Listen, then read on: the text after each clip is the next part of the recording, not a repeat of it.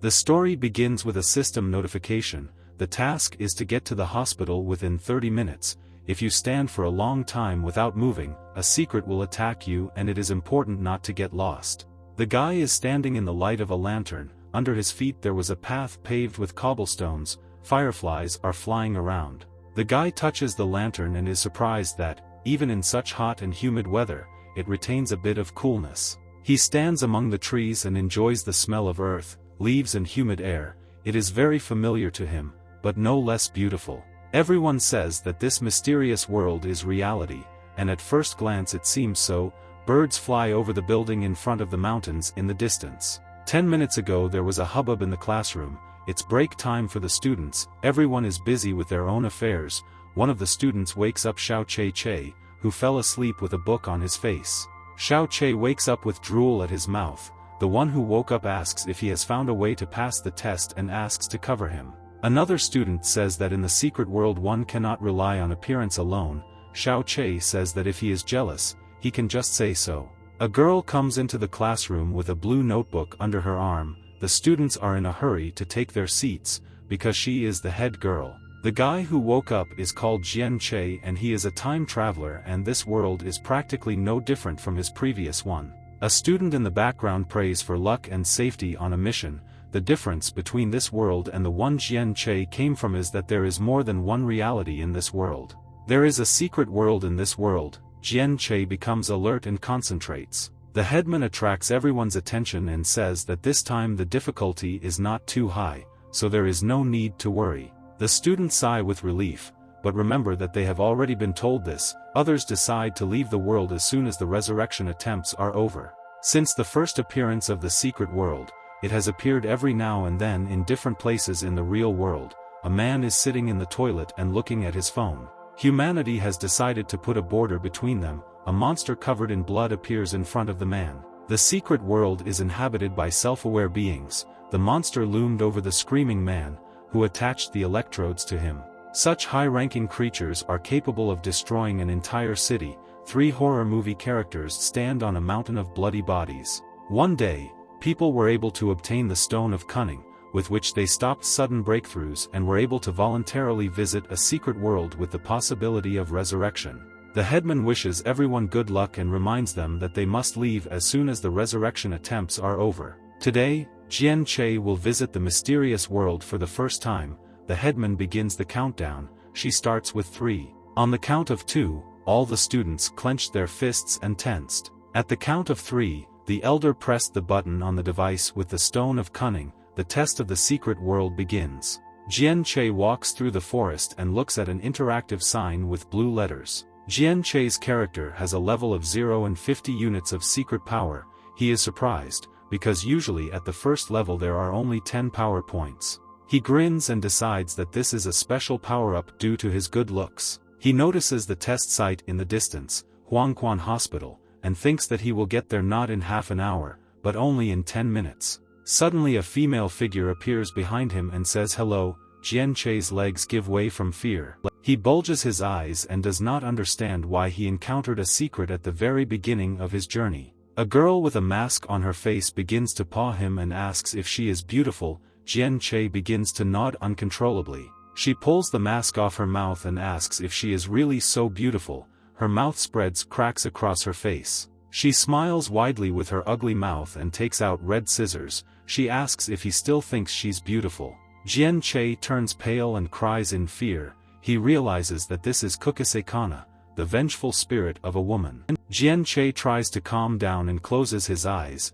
He tries to remember information about this secret, because they discussed it in class. He realizes with disappointment that he didn't remember anything. He begins to sweat heavily and understands why he is a poor student. Kukase-kana brings huge scissors to him and asks with her mouth wide open if he thinks she is beautiful. He opens his mouth slightly. There are scissor blades on either side of his neck. He turns pale and sweats, but begins to mumble indistinctly, folding his hands in various gestures. He begins to slowly withdraw from the spirit, mumbling, drooling and gesticulating. Kukase-kana does not understand what is happening. Jian Che starts to run away with a happy expression on his face. Mystery suddenly realizes that he has decided to deceive her. Jian Che turns around and says that he ran 100 meters in 10 seconds and she can't catch up with him. Kukase Kana overtakes him, causing him to be completely shocked. Her eyes glow, and her mouth with sharp teeth opens even wider. She shouts that if he thinks she is beautiful, then she will make him the same. He shouts that he doesn't understand her Japanese. She holds out the tips of the scissors in front of him and asks if he thinks she is beautiful. He puts his hand forward in a defensive gesture and asks her not to cut from the shoulder. He somersaults backwards, stunning Kukase Kana, who clutches the ears of the scissors in her hands. Jian Che sticks out his thumb and smiles, asking if she feels sorry for him. She turns pale, a wreath of anger appears on her forehead, and a perplexed expression appears on her face. She thinks he is completely crazy. She raises the scissors above her and asks if she is beautiful. He starts to run away and asks to stop chasing him. They freeze opposite each other, not daring to take the first step. Jian Che turns pale and doesn't understand how she manages to move so quickly in heels. Kukase Kana advances and asks if he thinks she is beautiful. Jian Che freezes in front of her. He frowns and notices that she repeats the same thing, like a teacher to a stupid student. She materializes a pair of scissors and points the tip at him. There is a mysterious smile on her lips. She notices that he deliberately does not answer her and decides to torment him a little, because to improve his performance, he can deviate from the regulations. She launches her scarlet scissors forward with a wave of her finger, aiming straight at Jian Che. He covers himself with his forearms and realizes that something was said about this at the beginning. The system detects a hidden threat and activates protection. A black disc appears in front of Jian Che and deflects the blow of the scissors. Kukase Kana furrows his eyebrows and asks what he did and how he managed to block her attack. The system gives him a hint, which says that ugliness and loneliness make her seek revenge, but all she wants is love. Jian Che opens his eyes in surprise and opens his mouth, reading the clue. He smiles and rubs his hands joyfully, since there are tips in this format and now he is not afraid of anything. He calls Kukase Kana an ugly monster and says that today he will give her peace. The mystery stops and becomes alarmed.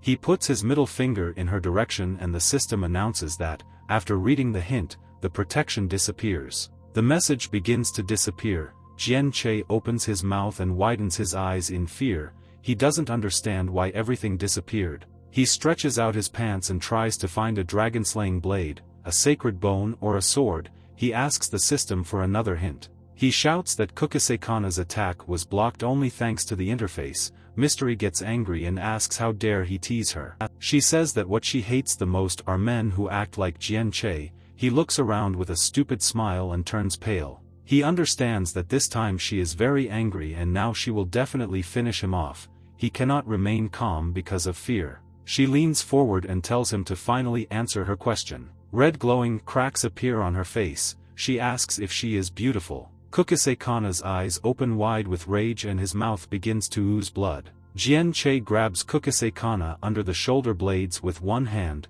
throwing her back. He cups her chest with one hand and supports her with the other under her hips. Mystery opens her mouth in shock. Jian Che brings his face closer to her. Kukase Kana widens his eyes and asks what he's up to. He looks at her from under his eyelids and realizes that although he doesn't remember the teacher's words, his head works well in stressful situations. The system gave him a hint and hinted what he should do. We need to give Kukase Kana what she craves. The answer must be that Kukase Kana lacks a drop of love, a drop of warmth. He hopes he's not mistaken. He says in secret that true love comes only once, but it is not appreciated until it is lost. He hopes that the universe sent them this chance. Kukase Kana tells him to stop his pointless chatter. Jian Che turns pale and bites his tongue. He looks away and asks why she doesn't believe him. After all, this is obviously their opportunity to get closer and experience love. He closes his eyes and presses a kiss to her lips. She opens her eyes wide in shock. She blushes and tries to break the kiss. She says something unintelligible into his mouth. There is a slight blush on her cheeks. He opens his mouth, capturing her closed lips. She closes her eyes and blushes deeply. She decides to kiss him back until he stops. Jian Che pulled away from her to take a breath of air. Their mouths are connected by a luminous thread. Kukase Kana opened her eyes wide in surprise. Mystery squeezes her thighs and realizes that the guy is really good at working his tongue. Jian Che turned away from Kukase Kana and exhaled. Mystery doesn't understand why he stopped kissing her. She covered her reddened face with her hands and called him a bastard. She looks embarrassed and worried. Jian-che also blushed and realized that in addition to the taste of blood, he also felt some kind of sweet aftertaste. She jumps away from him, freeing herself from his grip under her ribs. He looks at her without understanding the situation. Kukase-kana closes her eyes, clenches her fists and blushes. She says her name is Xiao Lei. She runs away and screams, turning around, that she will certainly take revenge on him and he will also pay for his action. He doesn't answer, but just grins. Blood is smeared on his lips after a kiss with a secret. He stands among the trees and watches the fleeing Kukase-kana in complete silence. He blushes and grins, admitting that kissing Kukase-kana tasted very good. He managed to complete a hidden mission by kissing Kukase-kana. For this he gets bloody scissors as a reward. He is surprised that he received a forbidden item at the very beginning, even though it is the lowest level item, but even they are very much appreciated. Forbidden level F scissors, they are suitable for more than just hair cutting. The item was left behind by Kukase-kana and cannot be sold. Jian-che grins and brings the scissors flat to his chest. Languages of energy begin to concentrate around them. He throws the scissors over his shoulder and realizes that the spirit of the protagonist lies within him, and therefore he cannot be a coward. He managed to get to the Yellow Spring Hospital. He will have to take care of patients as a nurse. Completion time is 7 days. The system tells you that having a good relationship with your patients will earn you extra points, and that it's safe to sleep at night if you don't open your eyes. Jian-che enters the lobby of the destroyed hospital. He looks around, not noticing any sources of light or living creatures. The clicking of heels can be heard from behind. Jian-che turns around to see a girl wearing bright red shoes. The girl is wearing a skimpy nurse's outfit and an attendant's bandage. She looks at the hero in surprise and asks if he is a newbie. She says that Jian-che is responsible for 4 patients in Ward 401, he should return here at night to receive payment. He asks if anyone else came here besides him. The nurse replies that he will find out while working. She grins and says that one person died a little earlier. She calls the deceased trash. The nurse rolls her eyes and sticks out her tongue and says that the deceased was damn tasty. Jian-che turns pale and looks after the retreating nurse. He realizes that someone died at the very beginning and was eaten, despite being resurrected.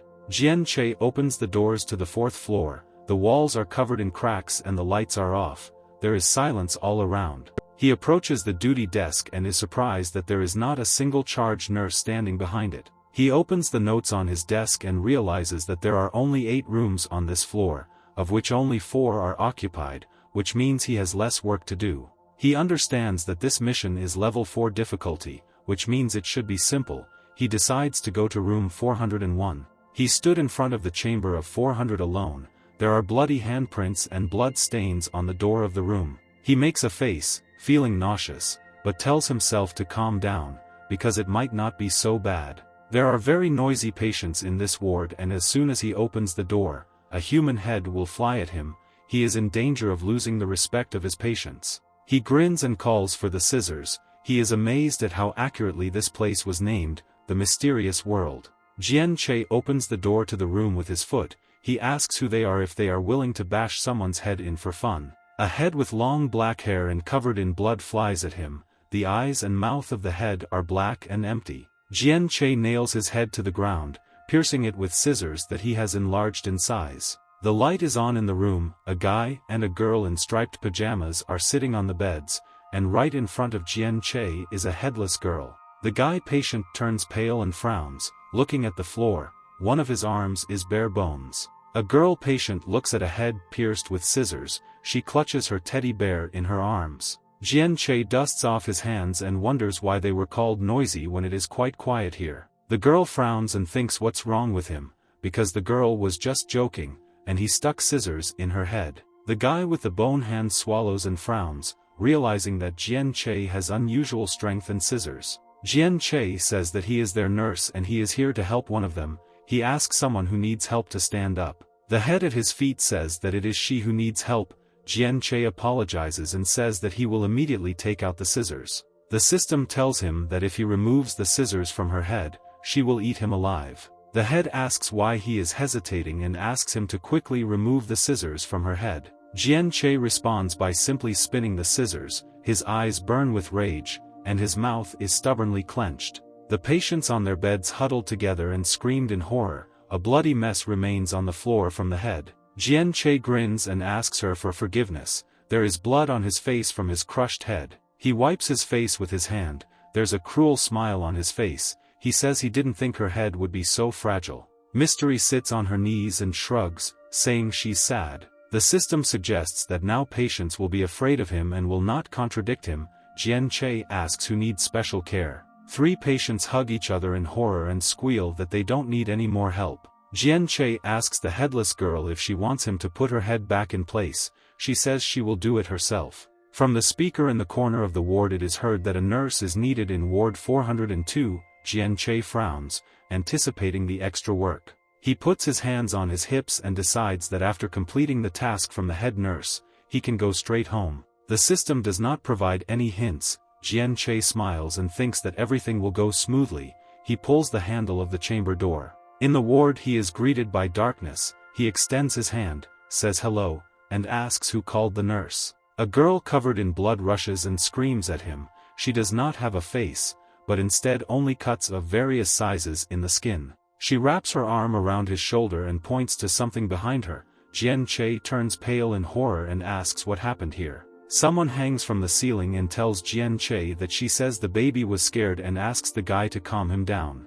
The patient is hanging from the ceiling, suspended by his ankle. He points to the crying baby. Jian Che asks why they didn't calm him down themselves. The hanging man turns to him with a puzzled expression and says that's what nurses are here for. Jian Che says that he wants to see what will happen if he doesn't do this, because he is not obligated to look after the children. The system says that no one will punish patients who eat, shirking medical staff. Jian Che decides to tell the baby a story to stop him from crying. The baby makes a scary face and says that if he doesn't like the story, he will eat it. Jian Che doesn't react. The baby frowns and wonders why Jian Che is so calm. He clenched his fists on his chest. Jian Che says that he will tell him a story about 4 babies with antennas on their heads. The baby doesn't understand what he's talking about. The baby opens his mouth full of sharp teeth and says that he does not like this fairy tale, that he is hungry and cannot sleep. Jian Che places bloody scissors under the baby's jaws. There are blood stains around the baby's mouth and his eyebrows are furrowed. Jian Che asks him if his mother taught him not to interrupt those who tell stories. The baby is sweating profusely. All the students gathered in the lobby and exchanged their first impressions of the task. Jian Che smiles nervously and says that he was forced to tell a story. The other students look at him with confusion. The head nurse appears. All the students turn excitedly in her direction. A student with a narrow face and a hooked nose blocks her path and thanks her for her excellent work. Her face contorts with rage. She brutally hits him on the head with her hand. The impact causes splashes of blood to fly around. The student falls on his face and knees, his clothes covered in blood. The others turn pale and sigh in horror. The head nurse calls the students useless creatures as patients complain about mistreatment and undone tasks. The nurse hands out brown envelopes to everyone. She says it's their salary based on their performance. She also says that on all floors there are vending machines with food and water, which you can buy with your salary. She tells everyone to go to the waiting rooms on their floors, but orders the janitor to follow her to the basement. She turns around with a calm expression on her face and says that she is warning everyone one last time. Her face is distorted by anger, and her eyes light up with an unkind fire. She says that everyone should sleep at night and not open their eyes no matter what happens. Jian Che received 100 coins, 30 of which he spent on food and water. He notices something unusual about the machine. There is a flashlight on the shelf in the machine and you can buy it for 500 points even now. Jian Che decides to eat and go to bed, because tomorrow he will have to get up at 6:30 in the morning. A tower rises in the middle of the mountains. Jian Che stands in front of the high gates to the heavenly prison. He clenches his fists and decides what to do. He opens his eyes wide and tries to remember how many times he's dreamed about this place this month. He grabs the bars blocking the path to the heavenly prison and realizes that it is most likely possible to lift it. He lies down under the bars and asks why he dreams of this place, but he is not allowed inside. He decides to just continue sleeping. In the secret world, he sleeps on a bed with blue sheets and no uniform. he sniffles and drool flows from the corner of his mouth. A monster hung in the air above his sleeping body, secretly is wearing a medical gown with blood stains, and a smile stretches across his face. At 6:30 in the morning all the students gather in the lobby and complain that they were very scared at night. Jian-che notices that there are fewer of them. Suddenly, someone calls out to Jian-che, he turns around, answering the call. A girl with revealing cleavage stands in front of him and asks if he could lend her 50 coins. Mystery cries that the author did not let her show her face next to the prison. The author replies that there is nothing to show there, because she doesn't even have a head. The girl understands that something happened to everyone at night, with the exception of Jian-che, and most likely he found some kind of amulet. The girl's name is Li Xiao and she asks Jian-che for money. She says that yesterday she earned only 5 coins, which she spent on water. She presses his hand to her chest and promises to do whatever he wants in exchange for a couple of coins. Jian-che notices the head nurse and suggests they discuss it later. He understands that a flashlight costs so much for a reason and that it is worth saving money. The head nurse says that 5 losers opened their eyes during the night. She tells everyone to start their tasks immediately. Jian-che stands in front of chamber 403 and does not dare to go inside. Today he was told to take medicine to a patient in room 403, he frowns and hesitates to act. The headless girl says that the patients who ate the most people are in rooms 403 and 404. The man hanging upside down says that the patient from the 403rd ward bit off the hand of her previous nurse. The system tells you that the medicine is only good if you add blood, coffee and broken glass to it. Jian-che stands with a mug filled with coffee, jasmine and glass chips. He understands that today he needs to be even more careful. He enters the room where the red-haired girl is sitting. He brings in a cup of medicine and says that he brought her order. The coffee cost him 50 coins and he's glad he didn't have to add his own blood. He places the cup in front of the girl with fangs. The girl takes the cup and tastes the contents of the cup, licking the whipped foam with crushed glass. She opens her eyes wide in surprise. She is amazed by the aroma and taste of the drink that Jian-che brought. She grabs the cup with both hands and loudly drinks the contents, throwing her head back. Shards of glass pierce her throat. Jian-che grits his teeth and turns pale at the sight. He doesn't have enough words to describe his attitude. The vampire rolls her eyes with pleasure and says that it was divinely delicious. She says that he managed to please her and hands over money so that he can buy her coffee every day. Jian-che is delighted by her generosity. He closes the door of the room and goes out into the corridor, clutching in his hands the bills that the vampire gave. He cries and smiles with happiness. He is glad that the god sent him such a generous gift in the form of a rich girl. Jian-che wants to buy 2 fries, water and a pack of cookies, but first of all, a flashlight, which he definitely needs. The system says that he bought a special item and the flashlight unlocked the special task Sad Cry of the Bloody Night. Jian-che chews on his French fries and wonders what this special task is. Li Xiao runs with a pale face and calls out to Jian-che and asks for help. She screams that a monster is chasing her. She shouts that she will do whatever he wants, but Jian-che backhands her in the face with such force that her bow falls off. Li Xiao falls to his elbows and knees in front of him.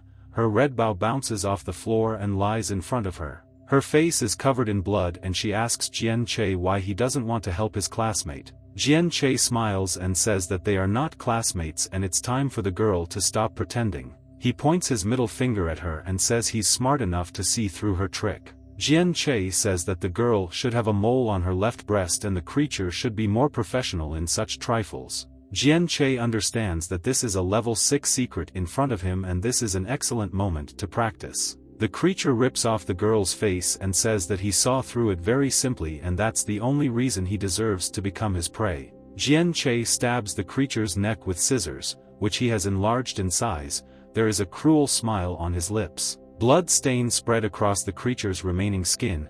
It clenches its teeth and asks him to wait with the pressure. The hero says that because of the chatter, many people have died, so it is better to strike before it is too late. He relentlessly attacks further. It was 6 o'clock in the evening. The head nurse prepared envelopes to hand out to the students. She hands 3 envelopes to Jian-che and praises him for his excellent work. She tells everyone to go and rest. The disciples notice that Jian-che received extra money and their hearts fill with envy. Class President Li Jiahao tells everyone to calm down because they are just at the beginning of the test and he has an idea. He is concerned that they have only completed 2 days but have already lost most of their students, so he would like to discuss the situation with them. He says they need to work together to save lives and gain money, fame and power. He says that he received a katana that can harm the secrets and he offers to pool the money to get the lantern. Jian Che understands that the president wants to take precedence in the matter of survival, but the hero is not interested in working together. Jian Che says goodbye to the president. He calls out to him, asking him to think about helping each other. President Li Jiahao shouts to him to go up to the 7th floor in case of danger. Jian Che promises that he will think about it. Jian Che sits on the bed and studies the system prompts. He reads about the secret mission Sad Cry of the Bloody Night. The task involves a flashlight and literally pushes the hero to leave the room in the middle of the night in search of clues. Although the nurse said not to open his eyes at night, he has forbidden items and clues, so there is no point in being afraid. If he completes the main task, he will receive a place among the best, despite his low scores in the exam, and many prospects will open up for him.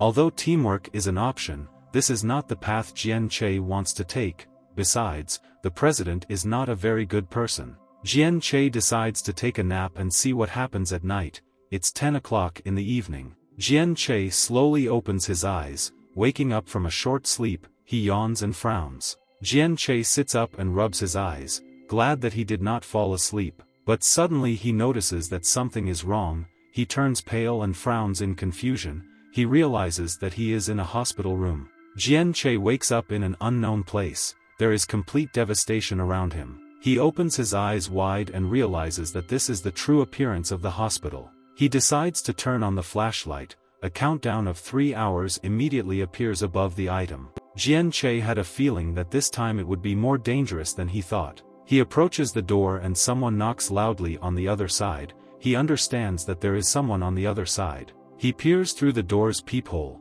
closing one eye. In response, an eye with a very narrow pupil looks at him. Suddenly, from the other side they begin to drum with frantic force, begging Jian Che to let them in, because they are being chased. They keep knocking on the door. The voice of the one screaming is similar to Luo Mengwei. Jian Che begs for help because someone is approaching. Jian Che understands that he cannot open the door, because it is unknown who is there. In addition, resurrection is available to students and he should not lose his head. Behind the door is a secret with many heads growing out of its back. The monster asks to be let in. The head on the monster's back screams that it hates Jian Che and wishes him a painful death. A pool of blood spreads from under the door. Jian Che decides that the problem has been resolved on its own. Suddenly, a voice from behind Jian Che asks why he didn't save him. The hero turns pale and widens his eyes with fear. He turns around and shines his flashlight at the creature. Jian Che doesn't understand how the secret got into the ward. The light of the lantern dissolves the mystery. She shouts that they studied together for 3 years and should die together. All that remains of the mystery is a withered hand. From the remains there is bad smoke, from which Jian Che tries to hide. Jian Che is glad that the monster has disappeared and that he had a flashlight with him. The ghost could have entered directly, but decided to theatrically knock on the door. A squeal is heard from afar. Jian Che understands that a woman is screaming. The system tells you that the quest Sad Cry of a Bloody Night is 10% complete. High task difficulty means increased reward for completion. Jian Che needs to find the screaming woman. Judging by the sound, the woman is far away, and the flashlight will last a little less than 3 hours. The system doesn't give any hints, so he decides to take action. He lays back down in bed and smiles. He decided to get enough sleep until tomorrow. Jian Che tells the vampire that someone was disturbing the students with loud screams and crying. He asks what it could be. The vampire frowns at his words and wrinkles her nose. She replies that it is better for Jian Che to ignore such oddities. The hero does not understand why. The vampire says that otherwise the head nurse will kill them all and asks not to meddle in this matter. Her hands clench on his shoulders and shake violently. Jian Che turns pale and frowns. He closes the door to the vampire's room and realizes that the task is connected with the head nurse. He decides to go looking for clues later. Jian Che remembers that today he has to find a patient from room 404 on the 8th floor. A figure creeps up from behind. Jian Che takes out the bloody scissors and turns around, preparing to fight. Otto turns out to be Jian Che's classmate and shouts for Che's brother to forgive him. The hero asks Ah Fu for forgiveness for his reaction. Ah Fu asks if Jian Che is going to the 8th floor. He previously worked on the 8th floor and lost Xiao Jun there. After the resurrection, he said that he was met by a mystery and asked to choose red or white paper. Jian Che asks what Ah Fu is talking about. Ah Fu puts his palms together and says that he knows brother Che won't work with him, but he hopes that Jian Che can fulfill one of his requests. Jian Che smiles and says that he will trust Ah Fu and will do his best. Jian Che is sitting on the toilet lid. The system asks why he came here.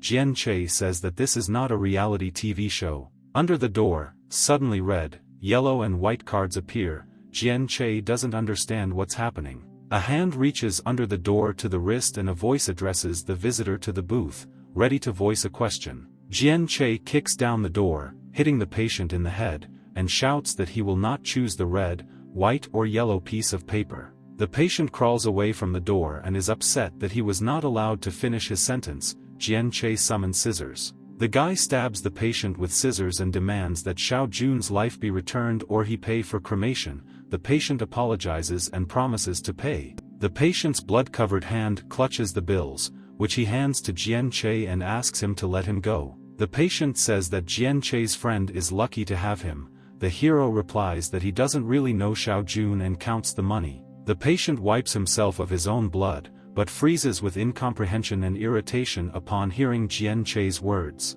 Jian Che grabs the patient by the hair and asks if he knows where the patient from room 404 is. The patient replies that he is in the women's toilet opposite and asks to let him go. A patient with a scar on his head sits in a booth. Jian Che's task today is to find the patient from room 404. The system dictates that for an accomplished man there is no better company than alcohol. The patient tells Jian Che not to interfere with his reading. Jian Che points his thumb towards the exit and invites the patient to drink Mao Tai, a strong alcoholic drink, together. Garbage, magazines and dirty laundry are scattered on the floor of the office. Insects fly around. The patient sighs contentedly, clutching a bottle of Mao Tai in his hands. He wipes the side of his mouth with the back of his fist, swallowing the pills.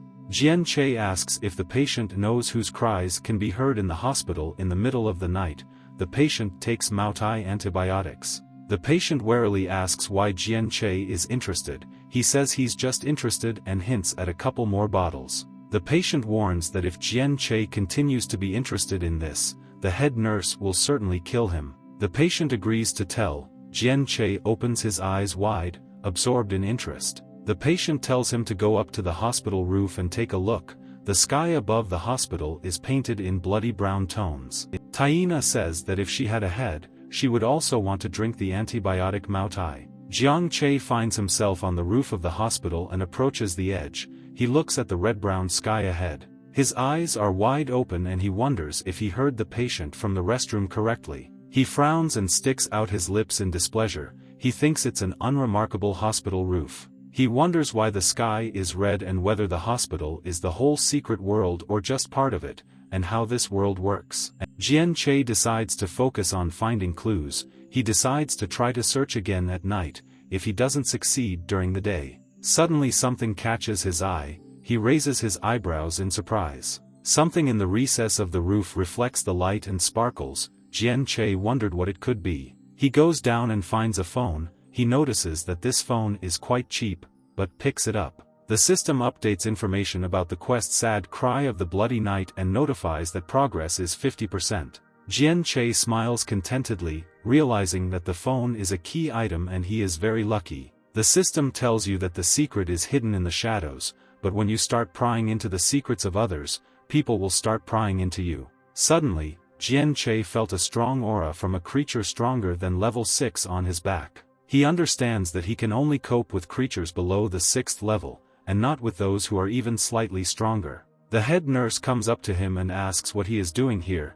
There is a dissatisfied expression on her face. Jian Che awkwardly scratches the back of his head, greets him and says that he just decided to go out for some fresh air. The nurse looks down at him with displeasure and asks if he has decided to ignore her assignments. Jian Che says that he found the right patient, but his room smelled so bad that he wanted to get some air. Jian Che knows that if she doesn't believe him, she will kill him on the spot. He calls for the scissors and hopes that everything will go smoothly. The head nurse looks at Jian Che piercingly. She tells him to get out of here and complete his assignments. At 6 o'clock in the evening, the students gather together and discuss that the headman simply appropriated their money. Jian Che is only paid 50 points. The class president says that last time he was just lucky with his earnings. Jian Che regrets that he himself did not think of simply taking the other students' money. Jian Che sits on the bed and tries to turn on the phone by pressing the activation button. The sun's rays penetrate through the window.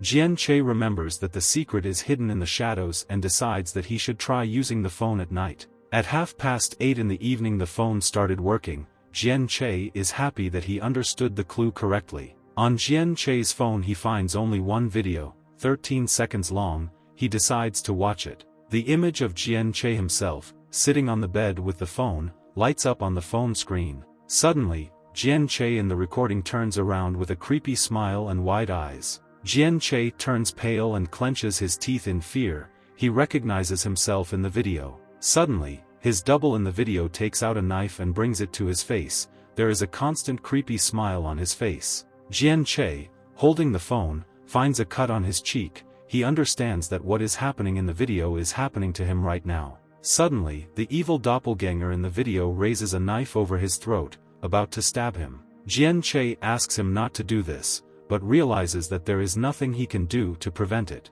He remembers the system's prompt that the light of a flashlight can drive away darkness and banish shadows. Jian Che shines the flashlight directly onto the screen of the phone in his hand. He grits his teeth, not wasting a moment. The entity in the phone begins to screech and smoke. She asks him to turn off the flashlight and stop. The phone falls onto the bed, still smoking. Jian Che is glad that he has a flashlight, otherwise he would already be dead. The phone is a key item, but it itself poses a danger. Another video is displayed on the screen, already 27 seconds long. In the video, someone is holding the girl's hand. She asks to be released, but the one holding her asks her to stay. The restrainer laughs and says that he likes that she is so willful and strong. The girl turns around and hits the man with her hand. She demands to be released. The man holds her by the neck and asks why she wants to drink something when he is so nice to her. A girl appears in the video in red lingerie. Jian Che recognizes the mole next to his mouth and realizes that the video is of the head nurse. The headless mystery opens its arms and asks for a hug. Jian Che realizes that the girl in the video is the head nurse in her youth, but he wants to find out who was holding her. The video ends, but the task progress has not increased. Jian Che realizes that he has overlooked something. He watches the video over and over again, rewinding the progress of the video, listening and peering for clues. He finally finds the clue he needs at the 17th second. He sees a sign with the chamber number, 1401. The progress of the quest Sad Cry of the Bloody Night is 60%. Jian Che is happy that he is getting closer to the solution. The cold white light of the flashlight falls on the closed door that leads to the 14th floor. Jian Che sweats and puffs as he walks up the stairs. He wanted to take the elevator, but the system suggested that it could be dangerous. He reaches the 14th floor and looks at the number. He hopes that the 1401st chamber is located here. He reaches out to the door, pushing it open, but suddenly the sound of heels on tiles pierces the air. Jian Che leans against the wall and listens, peering through the crack in the door. The sound of heels is heard measuredly and loudly. Jian Che sees the figure of a nurse who looks like a head nurse with a knife in her hand. The figure covered in blood approaches and Jian Che realizes that it is an ordinary nurse. The nurse stops in front of the entrance to the floor and begins to look around. Jian Che breathes out a sigh of relief, realizing that he was not noticed. He becomes wary, trying to remember if there was another nurse at the hospital, but someone's voice interrupts his thoughts, calling him brother. Two entities approached him and called him brother, offering to play. One is attached to his leg, and the second flies to his head. The entity hugged his head and pulled his hand towards him, begging him to play with them. Mystery has many eyes, containing many different pupils. Jian Che shines the bright light of a flashlight into his face. Tears flow from pain, but the entities dissolve into thin air. The black entities turn into a thin haze and disappear. Jian Che cries and says that he was very scared and did not understand what it was. Suddenly, the clicking sound of heels is heard right behind Jian Che. The nurse says contentedly that she has finally found the sneaky insect. Jian Che points a flashlight at the nurse. He squeals that it's not fair to scare him like that over and over again. The nurse falls to her knees and drops her knife and cap. Jian Che turns pale and realizes that the flashlight has no effect on her. The nurse quickly crawls up the stairs after him. Frightened, Jian Che asks why they like to chase people so much. The nurse stands up and raises the knife. She throws it at Jian Che's head, managing to cut off a couple of strands, but he dodges it in time. He reaches the top floor and realizes that the only thing left to do is take a risk. He takes the flashlight between his teeth and slides across the floor, feet first. He knocks the door over the roof with himself, flying head over heels forward and stopping in a sitting position. He stands up to see that the nurse has already caught up with him. She crawls towards the door. The nurse stops in the passage and cannot get to the roof. Jian Che sighs in relief. Jian Che grits his teeth. He is glad that his intuition did not let him down, because it will not be possible to constantly run away from such a nimble creature. The clue was fear. Patients were afraid to cry and this affected the medical staff. Jian Che realizes that the source of the crying was on the roof. Suddenly, someone asks Jian Che who he is. Jian Che excitedly turns to the source of the question. A little girl stands in front of him and cries. The system suggests that all children want is to eat treats, play and communicate. Jian Che pays attention to the girl's emaciated legs. He purses his lips in frustration. He leans over to the girl and strokes her head. He asks if the girl's name is really Xiao, and says that it is a very beautiful name. Jian Che says he came to the roof to play with her. The girl was happy and stopped crying. They return to the 14th floor together. A lollipop falls out of the food and drink machine. Jian Che hands the girl, whose arms are full of goodies, a lollipop and asks if she is satisfied. The girl smiles happily back. He invites her to join him. The girl says that she is ready to go anywhere about her older brother. Jian Che believes that the girl is very kind and innocent. He doesn't know where her mother is now, because the girl doesn't even have shoes on. He leads the girl by the hand and illuminates the road with a flashlight. He understands that as long as Xiao is with him, the nurse will not appear. Jian Che decides to find ward 1401. He approaches the desired door. His shadow falls on it, illuminated by a flashlight. He slowly opens the creaking door and looks into the gap that has formed. Jian Che suddenly stops and clenches his fist. The girl bumps into his back and groans. She takes the lollipop out of her mouth and asks Jian Che, puzzled, what happened and why they stopped. Jian Che quickly covers the girl's eyes with his palm and shouts at her not to look inside. Jian Che's face is horrified. He doesn't understand how something so dirty could happen here. The headless mystery wishes everyone good luck and asks you to always be on your guard. A man hangs on a huge wooden cross. His arms, legs and neck are tied to a tree with barbed wire. He raises his head and wheezes in pain. Jian Che widens his eyes at this sight. He thinks what is happening is terrible. The same nurse he met in the corridor approaches the man. She holds a knife ready. The nurse pierces the man's throat and drops of blood roll down the blade. He apologizes, but his words are interrupted by his own cry of pain. Jian Che doesn't understand how this can happen in a hospital. The girl asks what is happening. There are pools of blood on the floor. The man's skin is torn like rags. Jian Che starts to feel sick, but he doesn't want Xiao to see this sight. The man looks at Jian Che and asks him to help him. Veins bulged on his face, but the guy doesn't answer him. The man screams with all his might for Jian Che to help him, but the nurse stops his scream with a deft cut of the knife. The man's tongue from the cross flops onto the floor. Jian Che purses his lips in horror at what he sees. The nurse holds a knife at the ready, but the man remains silent. Jian Che suggests that he could have died from such torture. Jian Che turns pale. The man again begins to beg to be released. He says he admits his guilt. Jian Che's eyes widen and he doesn't understand how this is possible, since his tongue was just cut out. The whole scene started over again. It's like an endless loop of suffering. The man on the cross says he won't do that again. The nurse with a creepy smile on her face moves towards the man again, raising her knife. She giggles contentedly. Blood stains recover the walls and floor. The man screams for her to stop, that he won't do it again and that he was wrong. Xiao touches the hand covering her eyes and asks her to go back, because she is feeling bad. Jian Che agrees, but asks her not to open her eyes. He begins to gradually move away from room 1401.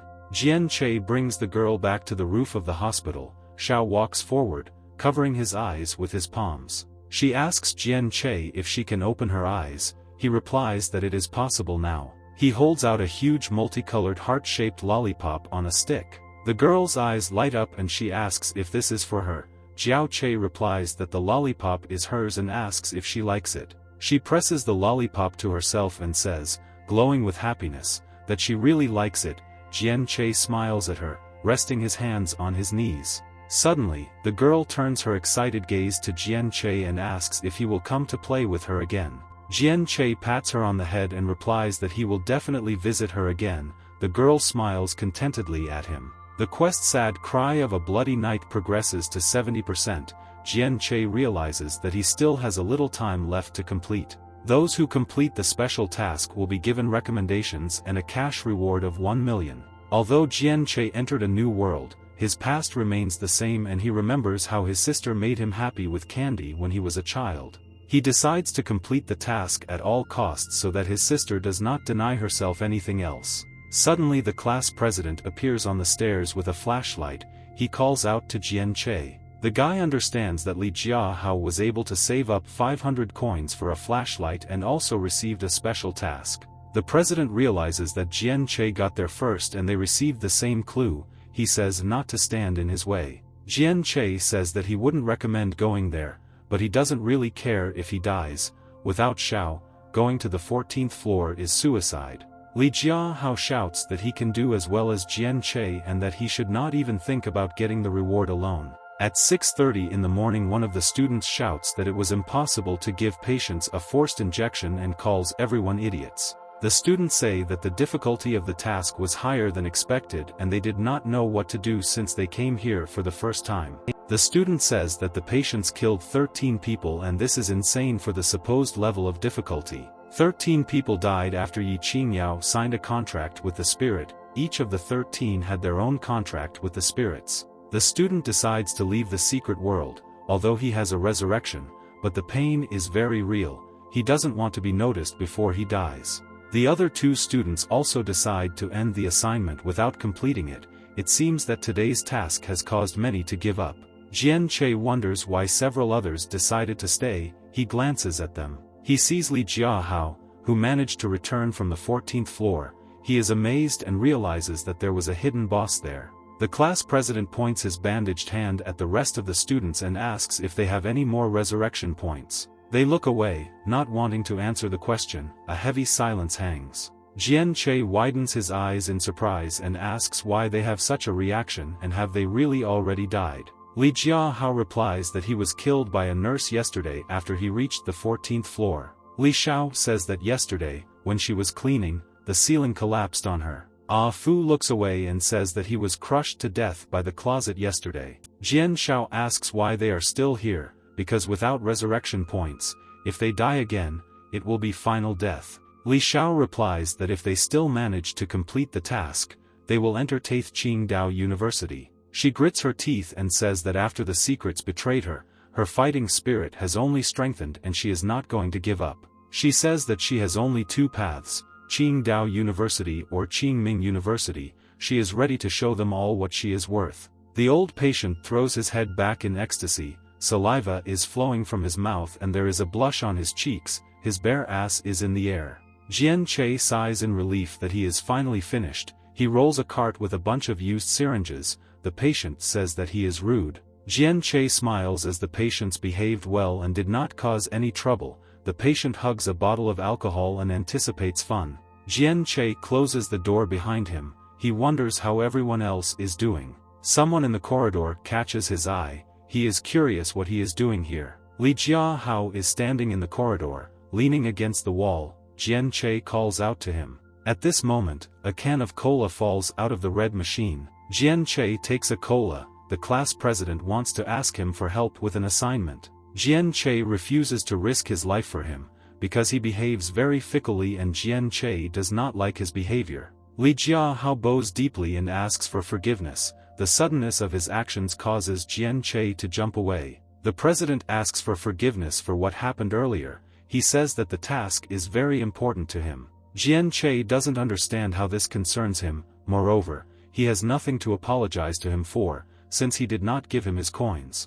Li Jiahao straightens up and apologizes for disturbing Jian Che. The president says he met a patient who knew the head nurse. She was in charge of Ward 1401 and that is why he went to the 14th floor, but did not think that he would die there. The patient advised him to go to the head nurse's room, but Li Jiahao lost this opportunity along with his resurrection points. Jian Che hugs him by the shoulders and asks him to repeat his words. Li Jiahao is shocked by the sudden change in his mood. Jian Che says that he cannot leave his classmate in trouble and yesterday he even took revenge for Xiao Jun and tells him to ask Ah Fu. Someone is sitting in front of the TV, which is playing a cartoon about a sea sponge and a star. A slurping sound is heard. The patient is sitting on the bed. It is huge in size, surrounded by food and garbage from it. He wants to call the head nurse to change his bed. Suddenly the door to the room falls to the floor, the strip of glass in it breaks. The patient looks at the newcomers with confusion.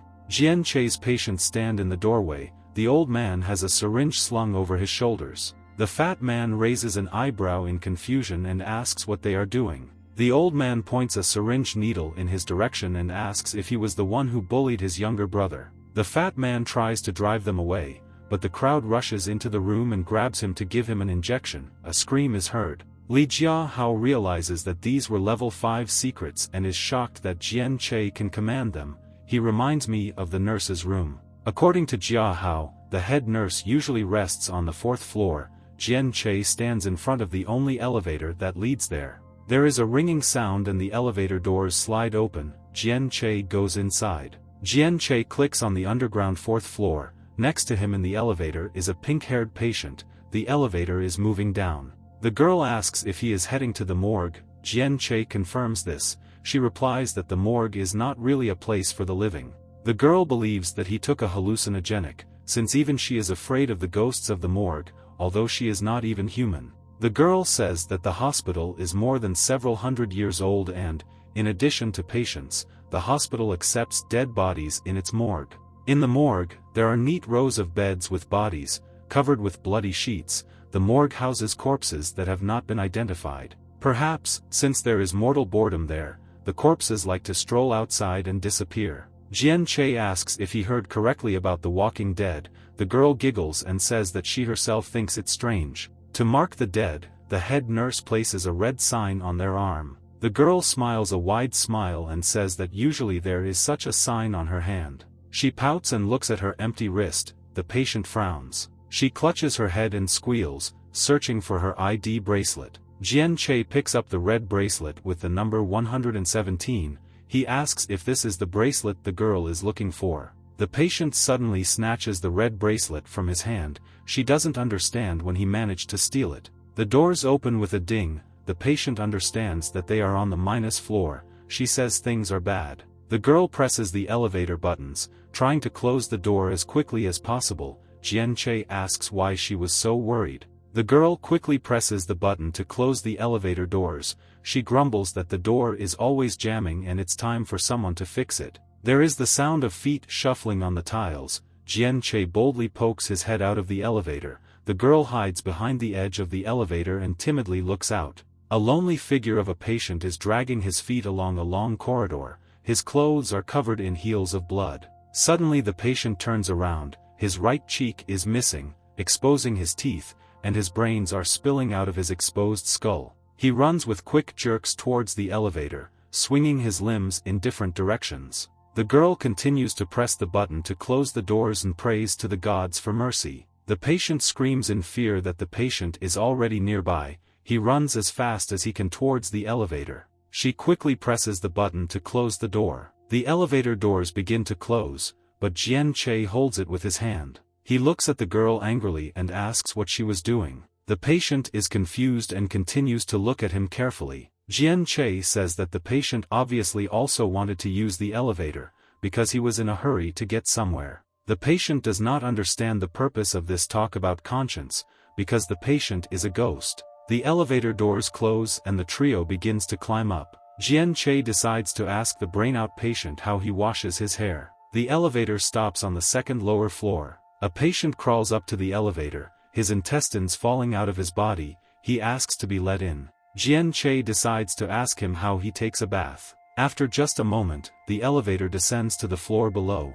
Jian-che helps the old lady go inside, and she is already thinking about how to steal his body. The old lady says that she is very grateful for the kindness. Saliva is flowing from her mouth. Her jaw pops out of her mouth in surprise. Jian-che asks the old lady where she bought her false teeth. The pink-haired patient gets angry and decides she's had enough. Her neck opens, revealing rows of sharp teeth. She decides to eat Jian-che right now. The brain-out patient asks her to give Jian-che to him. The patient in the wheelchair appeals to their conscience and asks them to give Jian-che to him. The old woman hits him on the back of the head and says that he must give in to his elders. They start fighting and arguing over Jian-che. The elevator reaches the fourth floor below. The patient squeezes the patient's open brain with her hand, but suddenly calls out to everyone. The door to the elevator is open. Jian-che faded away while they were fighting over his body. Jian-che walked lightly out of the elevator without attracting attention. Mysteries are very selfish creatures, and if there are more predators than meat nearby, they fight with each other. Jian-che was ready for battle, but they seemed very stupid to him. The hero enters the morgue. The system warns that in such a quiet place you will not encounter any contemptuous glances or harsh voices. Jian-che walks past the tables and recognizes the corpses of his dead classmates. His attention is drawn to a notebook and notes on a table near the wall. He opens the notebook and looks at the pieces of paper. It turns out to be the head nurse's diary. She describes her first day on the job during an internship. A little later, Qin was admitted to the hospital, and the nurse really liked him. The progress of the quest Sad Cry of the Bloody Night increases to 90%. The nurse writes that her teacher praised her and she wants to become like him. His face is sketched out in the photo. The teacher began to mock the nurse, but no one came to her aid, but on the contrary, they condemned her. She wanted everyone to know who he was. She promised to torture him for eternity and killed all the staff. Jian-che closes the book and realizes that he did not think that such a dark story was hidden behind this task. The system notifies that the task is 99% complete. Jian-che doesn't understand why there was 1% short of completion. The system notifies you that the secret mission is temporarily changing to nightmare mode. At night, a killer from 50 years ago will appear. The students frown excitedly. The killing round is coming. Jian-che laughs, pleased with this development. The hero knows that the nightmare regime occurs once every 100 years and he is lucky to participate. In nightmare mode, the rewards are more generous. The quest Sad Cry of a Bloody Night changes to Last Survivor. Jian-che is upset that the task he completed 99% of the time was replaced by another. The nurse finds Jian-che with her diary in his hands and asks what he is doing here. The head nurse caught Jian-che reading her diary. He takes off and quickly runs away without explaining himself. The nurse listens to him run away, but does not stop him. Containing his emotions, Jian-che goes up to the first floor. His classmates rush into the elevator excitedly, worried about him. Jian-che looks at them in surprise, recognizing his friend Ah Fu. All four are standing in front of a table in the lobby. Jian-che asks why they are here. Li Xiao says that they were told that he went to the morgue and everyone was worried about him. They don't know what to do. Jian-che says that he met the head nurse there, but she did not attack him. He says that it is dangerous for them to participate in the nightmare regime and suggests they surrender. Li Jiahao doesn't know what to do in this situation. He says that if they succeed in completing the task, the reward will be greater. And Fu is horrified by his idea, because the nightmare mode for beginners is guaranteed death. Li Jiahao says that he simply has no other choice. He took their coins and upon his return must compensate them all. Li Xiao is touched. And Fu decides to leave the secret world, because life is more important to him. Within a moment, he disappears, wishing good luck to Brother Che. Jian-che says that they only have one life and they will not have a second chance. Suddenly his face contorts with disgust. Li Jiahao and Li Xiao hugged his legs and called him their leader. He tells them to stop, but they look at him pitifully. Jian-che agrees, but says that they should blame themselves for any outcome. In the morgue, the steady ticking of a clock can be heard. The head nurse had been waiting for a nightmare regime for many years. It was the head nurse who became the killer 50 years ago. The system says that the killer will come for the participants at midnight. The wooden clock shows 5 minutes to midnight. A ticking sound is heard above the empty and destroyed floor. There is 1 minute left until midnight. A steady ticking fills the air. The clock chimes midnight, catching the students by surprise. Li Jiahao says that together they have a chance to survive. There is a loud knock on the door. All three turn around with horror on their faces. The head nurse demands that the door be opened for her. She says that at night everyone should be in their rooms separately. The veins on the head nurse's face bulge with rage because the students won't open the door for her. She grits her teeth, sharp and crooked spines grow from her back. In one hand she holds a knife, and the other grows, taking on an inhuman form. With a wave of her huge hand, she smashes the door into splinters. Her face resembles a mask. She greets with a predatory smile. It straightens and takes on its normal shape. She wants to start quickly. Li Jiahao was not taken aback and invited the others to escape. He promises to detain the head nurse. Li Xiao looks at him in fear. She feels confident in his words. Li Jiahao tells them to run away before he changes his mind. Jian Che shouts for Xiao Li to quickly follow him. She worries what will happen to the president without their help. Suddenly something cuts her legs below the knee. It turns out to be the president who decided to run away, leaving her behind. He looks at her with regret, but continues to run forward. The shadow of the head nurse catches up with Li Xiao. Blood flows from the knife in his hand. The pale girl stretches her hand forward, calling Li Jiahao. The headless mystery advises not to risk your life if you can avoid it. Li Jiahao runs away, leaving Li Xiao to the head nurse. Jian Che runs ahead, but decides to look back. The class president rushes past him. Li Xiao remembers how nice the president was to her and does not understand his action. Jian Che shouts for her to quickly get out of this world. Li Xiao is already reaching out to the right button to exit.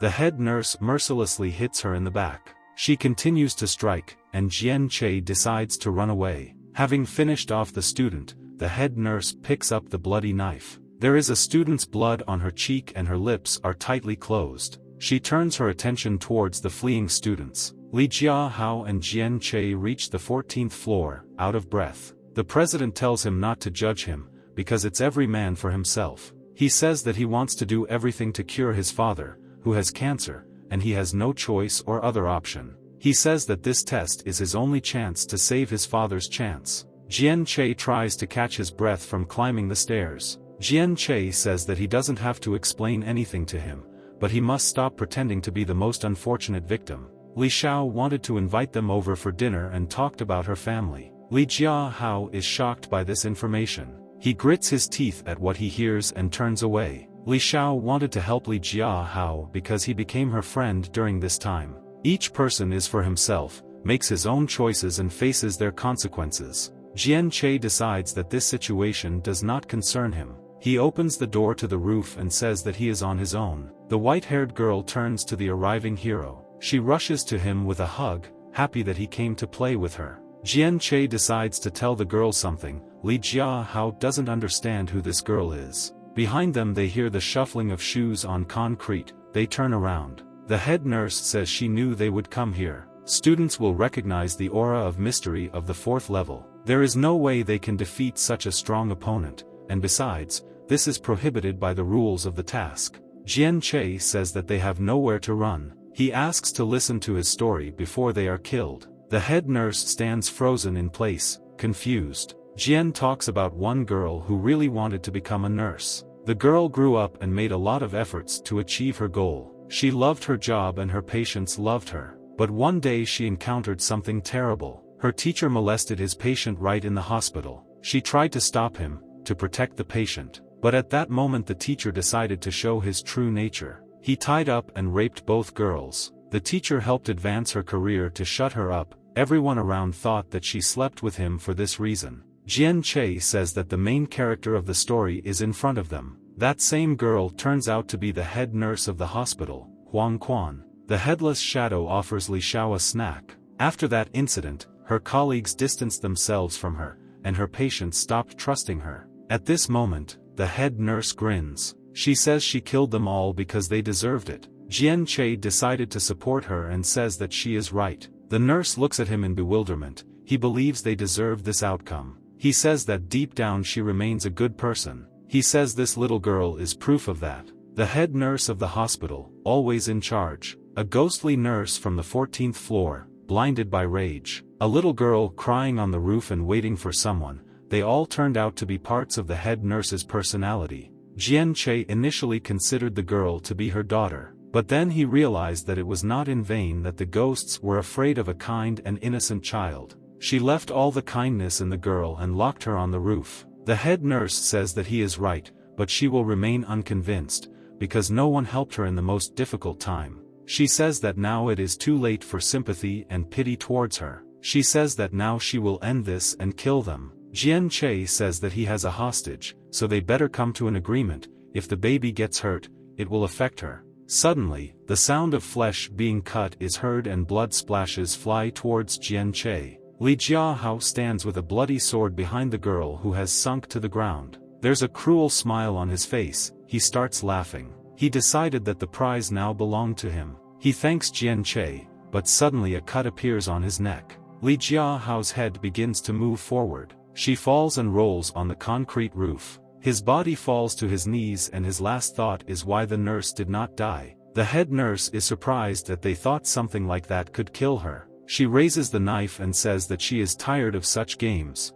Jian Che grits his teeth and expects the blow. The little girl asks her to stop, standing up for Jian Che. The girl says those people deserve their fate, but it's time for her to move on. The nurse shouts that not all darkness needs light and not all sinners need redemption. The girl is crying because she is now talking about herself and the nurse. All participants in that story paid their price. All this time the nurse was unhappy. The girl says that she was unhappy because they are one. He understands that the girl was kept here for years. The nurse thought it would make her happy, but it only made things worse. The girl waited all this time for the nurse to come to her roof. The girl hugs the nurse and says that she doesn't want to see her suffer. She cries and offers to rest properly. The girl begins to disappear into thin air. The nurse cries and realizes that she has been unhappy all this time. Jian Che sits on the roof with relief. He's glad the plan basically worked. Happiness and sadness come on their own, but only a person can give himself redemption.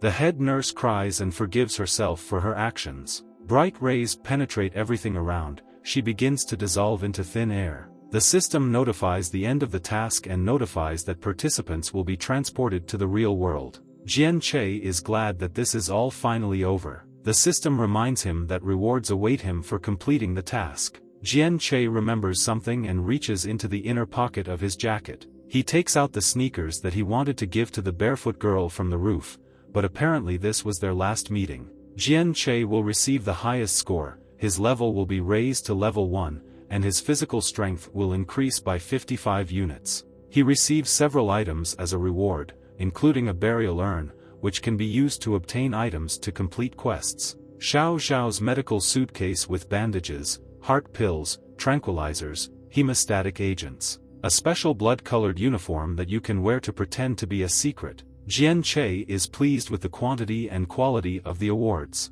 The system notifies that it returns him to the real world. Suddenly the system alerts you to unexpected interference. Jian Che frowns with dissatisfaction and lack of understanding of what happened. His fingers begin to disappear. He shouts that there was no information about interference in the textbooks. The system moves him to an unknown space. Next to the device for moving to the secret world there is a counter for participants in the secret world. 2 students remain seated in the classroom. The principal of Tianqing School asks the students if they are sure that the task has changed to nightmare mode. And Fu replies that it was so. Only Jian Che, Li Xiaoxiao and Li Jiahao remained. He would not have come out if the nightmare regime had not begun. The director draws attention to the remaining green cell on the counter. There is only one person in the secret world. And Fu believes that the remaining one is Jian Che. Another student calls him a fool for thinking that the lazy Jian Che survived and the president died. The irritated director could not stand it and hit the table with his hand.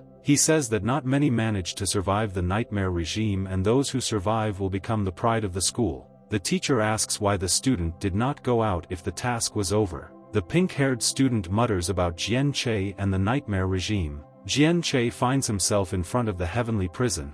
He is surprised that it was not a dream. He doesn't understand why he was moved here. Suddenly the grate rises, clearing the passage inside. Jian Che looks inside and hopes that it won't be a trap.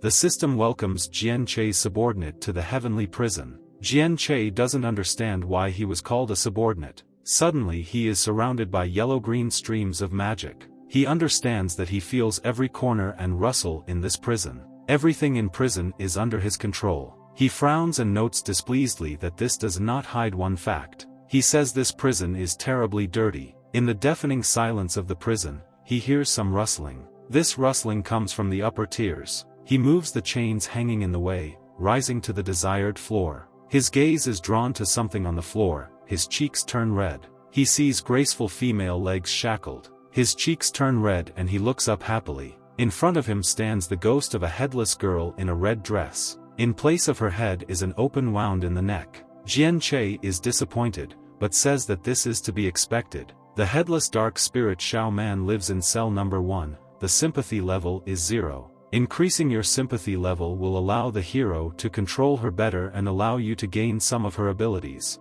Jian Che doesn't understand what level this secret is, but the pressure of her aura is the same as that of the head nurse. Jian Che offers Shao Man a snack, but the feeling of pressure from it only intensifies. Jian Che invites her to drink, talk, tell her a horror story, and asks what her romantic preferences are. Suddenly a great idea comes into his head. He invites her to take a walk. The ghost did not expect this, but he is delighted with the idea. The girl jingles her shackles as she comes closer. The system suggests that someone stole her head. As beautiful as a painting of a shooting star, the level of sympathy increased by 5 units. Jian Che says that if she is obedient, he will help her find her head. Jian Che thinks he's in a dating simulator. The girl says that he is too arrogant if he voices such thoughts. She calls him insignificant and easily creates chains of ice. But suddenly the chains break with a grinding sound. Shao Man looks around in fear, not understanding what is happening.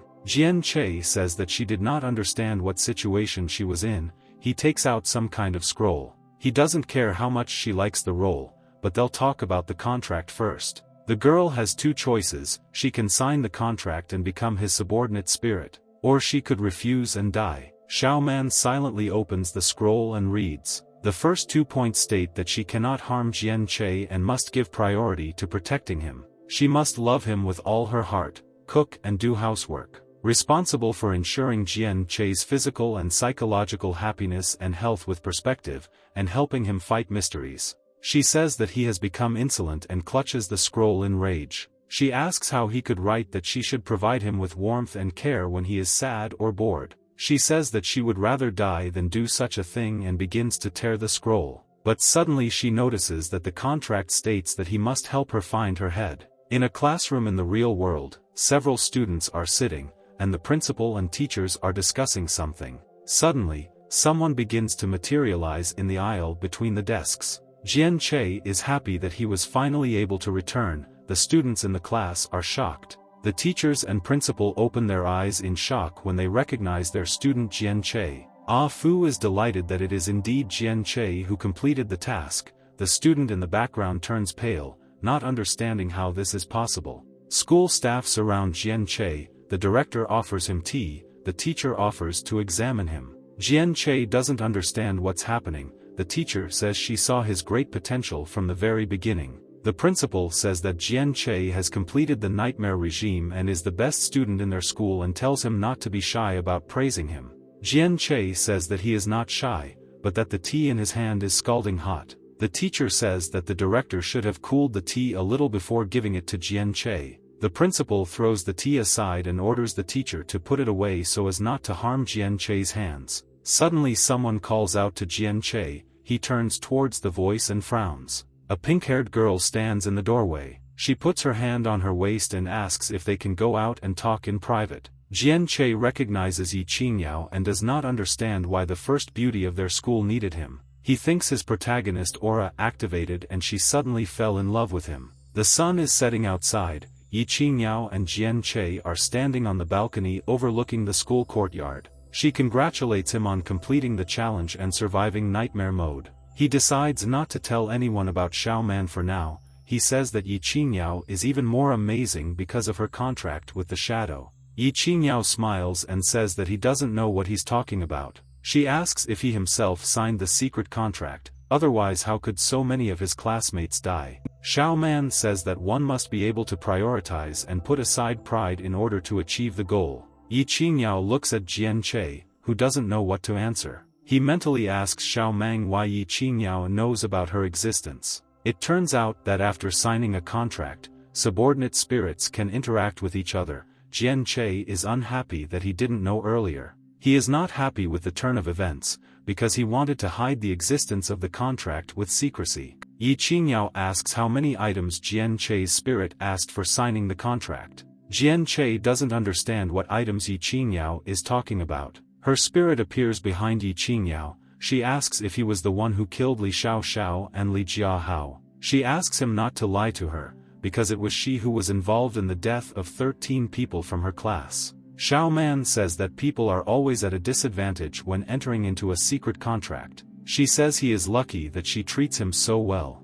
Jian Che realizes that the 13 people from their class who were killed were the sacrifice she made as payment for the contract. Yi Qingyao tells him not to be nervous and opens the app on his phone. She says they shouldn't worry because the two of them are the only ones who have contracts with secrets. She suggests exchanging contacts. The clock on the tower shows 5 in the evening. The test in the secret world near Tianqing School is completed. Parents of students are standing in the schoolyard. The school authorities are going to announce the list of those killed in the test. This year, students from 3 third-year classes participated. A total of 31 participants died. Jian Che understands that there will be problems with Yi Qingyao. Xiao Man suggests killing her. Jian Che grits his teeth and says that for a beauty like her, daily killing will not be good for the skin. He says that this cannot be done in the real world, but he allows her to do whatever she wants in the secret world. Xiao Man does not belong to the secrets from the secret world. Jian Che decides that he cannot tell anyone about the existence of the heavenly prison.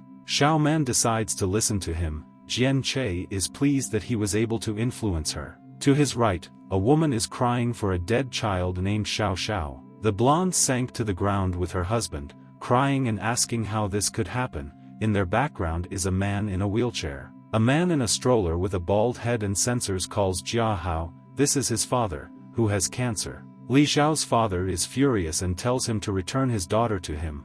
The security guard stops him and asks him to calm down. Jian Che looks at the man with sympathy. Xiao Man asks if he really sympathizes with them. He replies that yes, because they have truly died and now they will not be reborn. Students were required to participate, but were not prohibited from leaving at will. The students decided to stay on their own initiative. Suddenly, someone calls out to Xiao Che as he reaches the parking lot. The girl says that he will stop having his head in the clouds, because she almost tore her throat off before calling him. Jian Che recognizes his sister and says that he was just thinking about the test. The girl ruffles his hair and says it's time for them to go home. She promises to cook his favorite spicy pork. Sister is glad that Jian Che is fine. She says that with his grades he will not go to university, that she has already found him a job. Xiao Mang looms over them angrily and asks why his sister won't allow Jian Che to go to the secret world. Xiao Man says that as soon as she finds her head,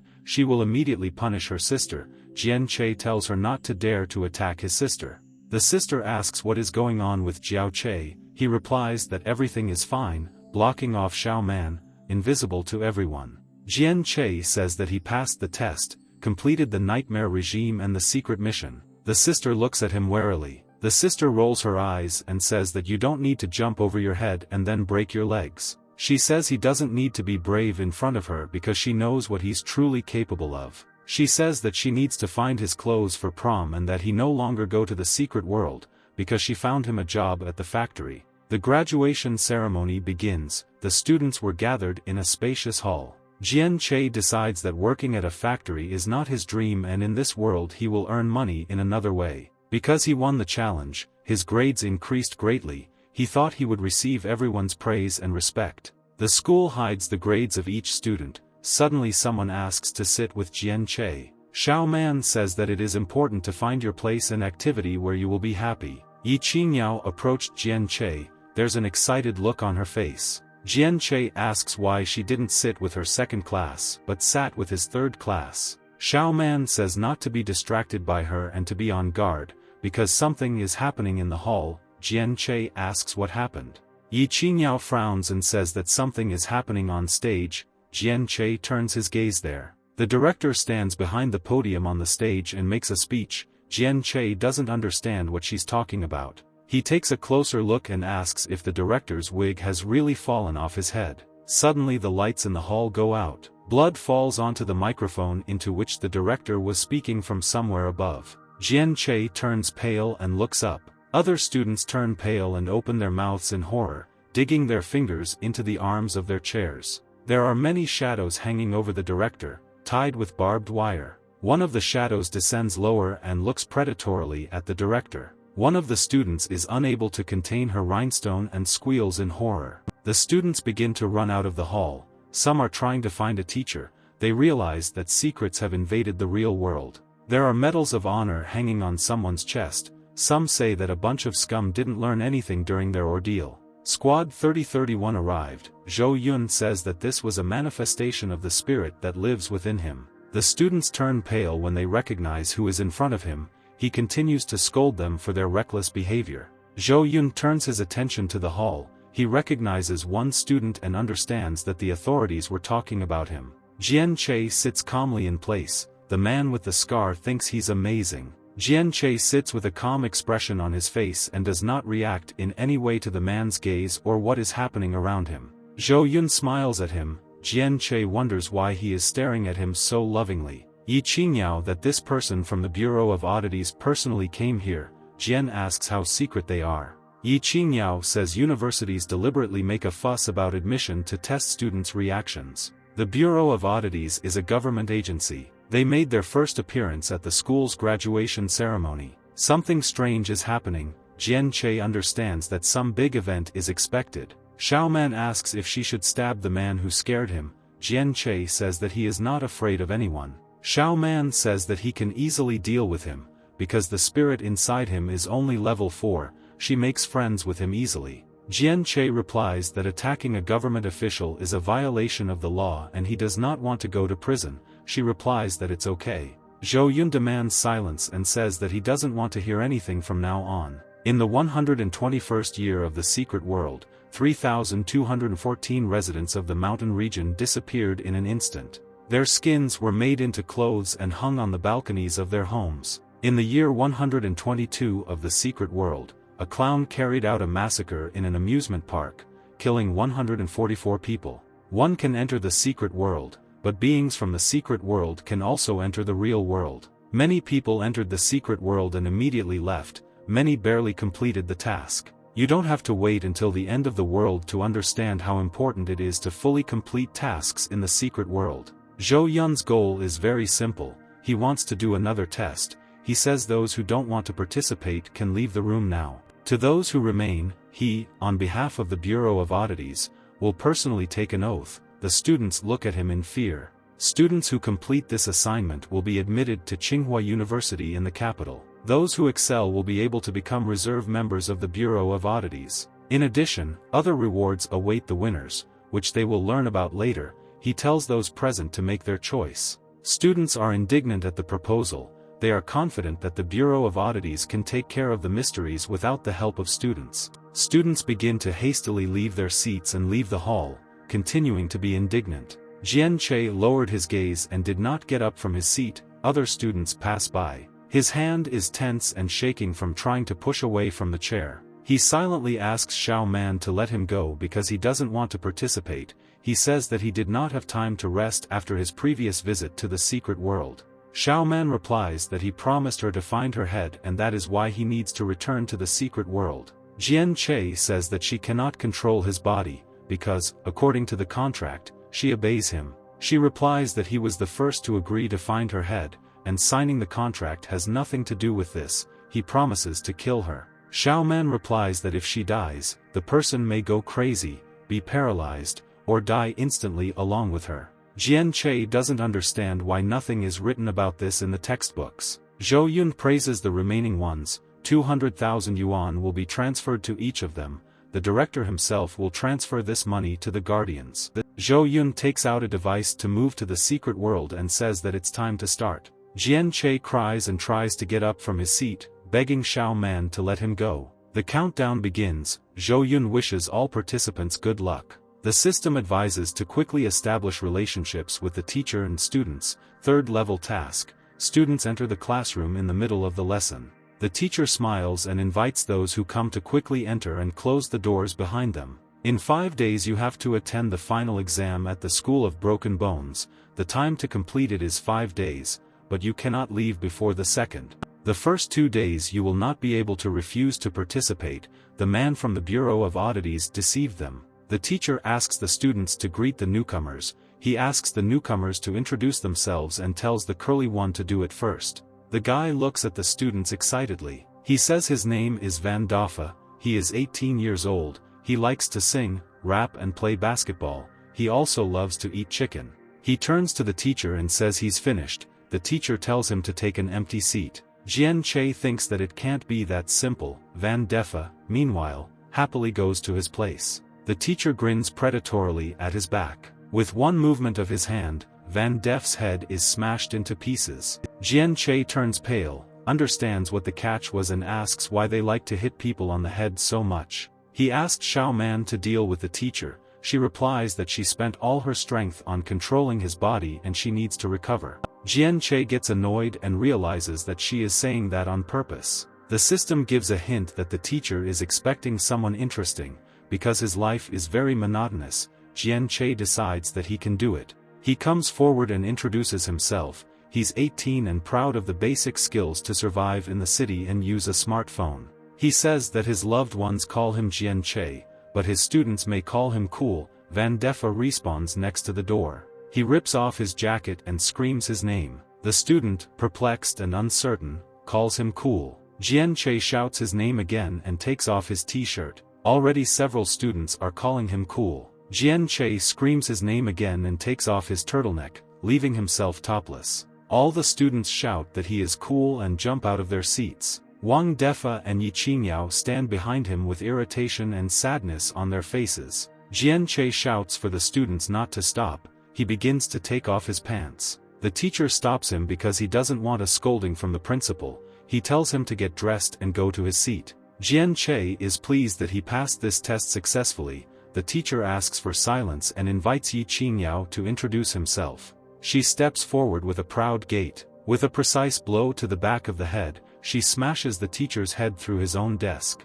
She introduces herself and says that she is 6 years old and that she likes to kick buildings. She says everyone should be afraid of her. The teacher, delighted, pulls his head out of his desk and praises Yi Qingyao, inviting him to take a seat. He invites Van Def to introduce himself again. He introduces himself again and, due to lack of imagination, says that he likes to eat from the toilet. Since the director cut out the English teacher's tongue, the teacher will now teach this lesson to them. He says to be listened to carefully and hopes that the school board will punish him if he does not teach well. Jian Che is amazed that the secret world is so modern. Since they teach English here, what else should you expect? In the cafeteria, students sit at tables and have lunch. Some just come from handouts. The students have organs on display, which they happily devour. Van Deffa says that he has lost the possibility of resurrection. Another student says his classmates used their feet to play with their head like a ball.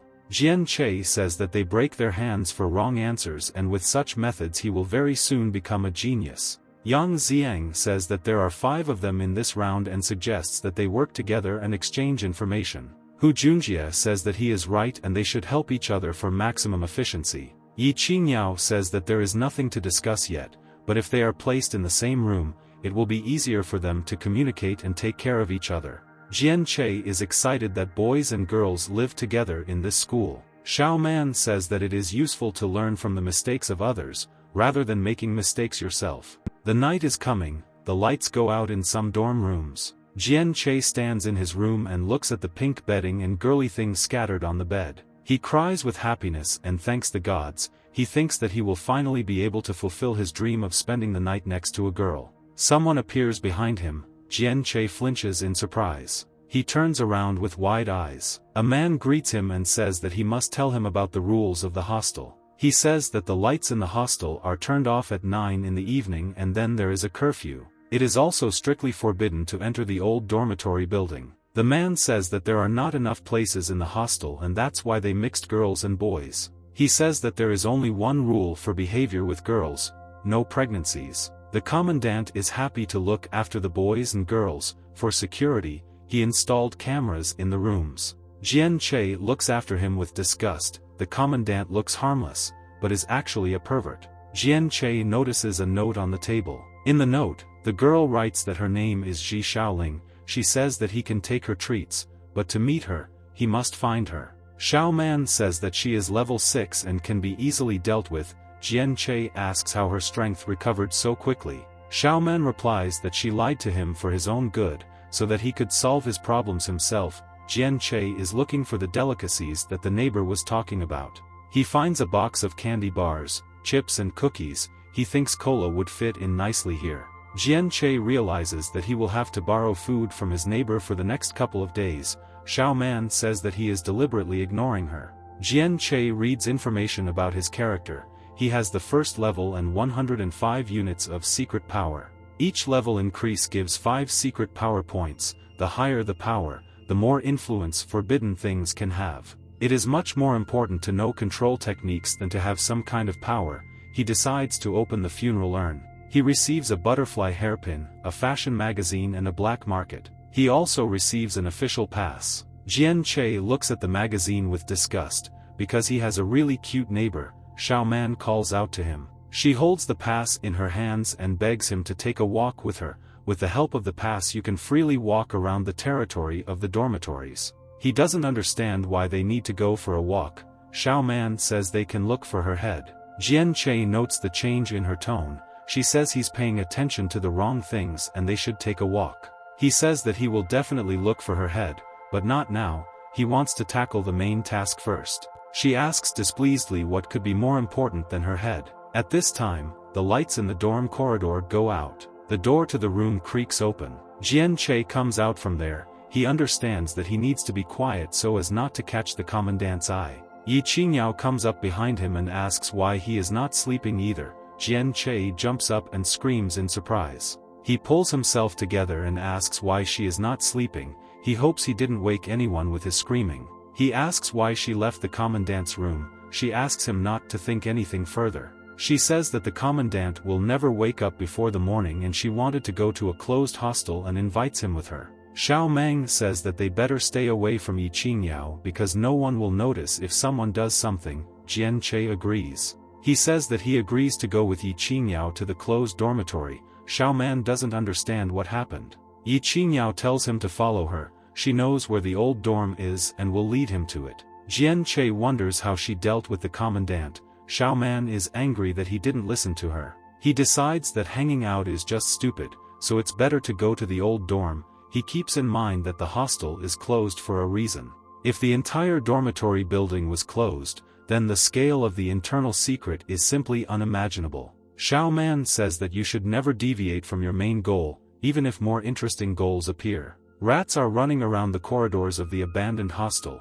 The glass in the windows is broken all around, and there are holes in the ceiling.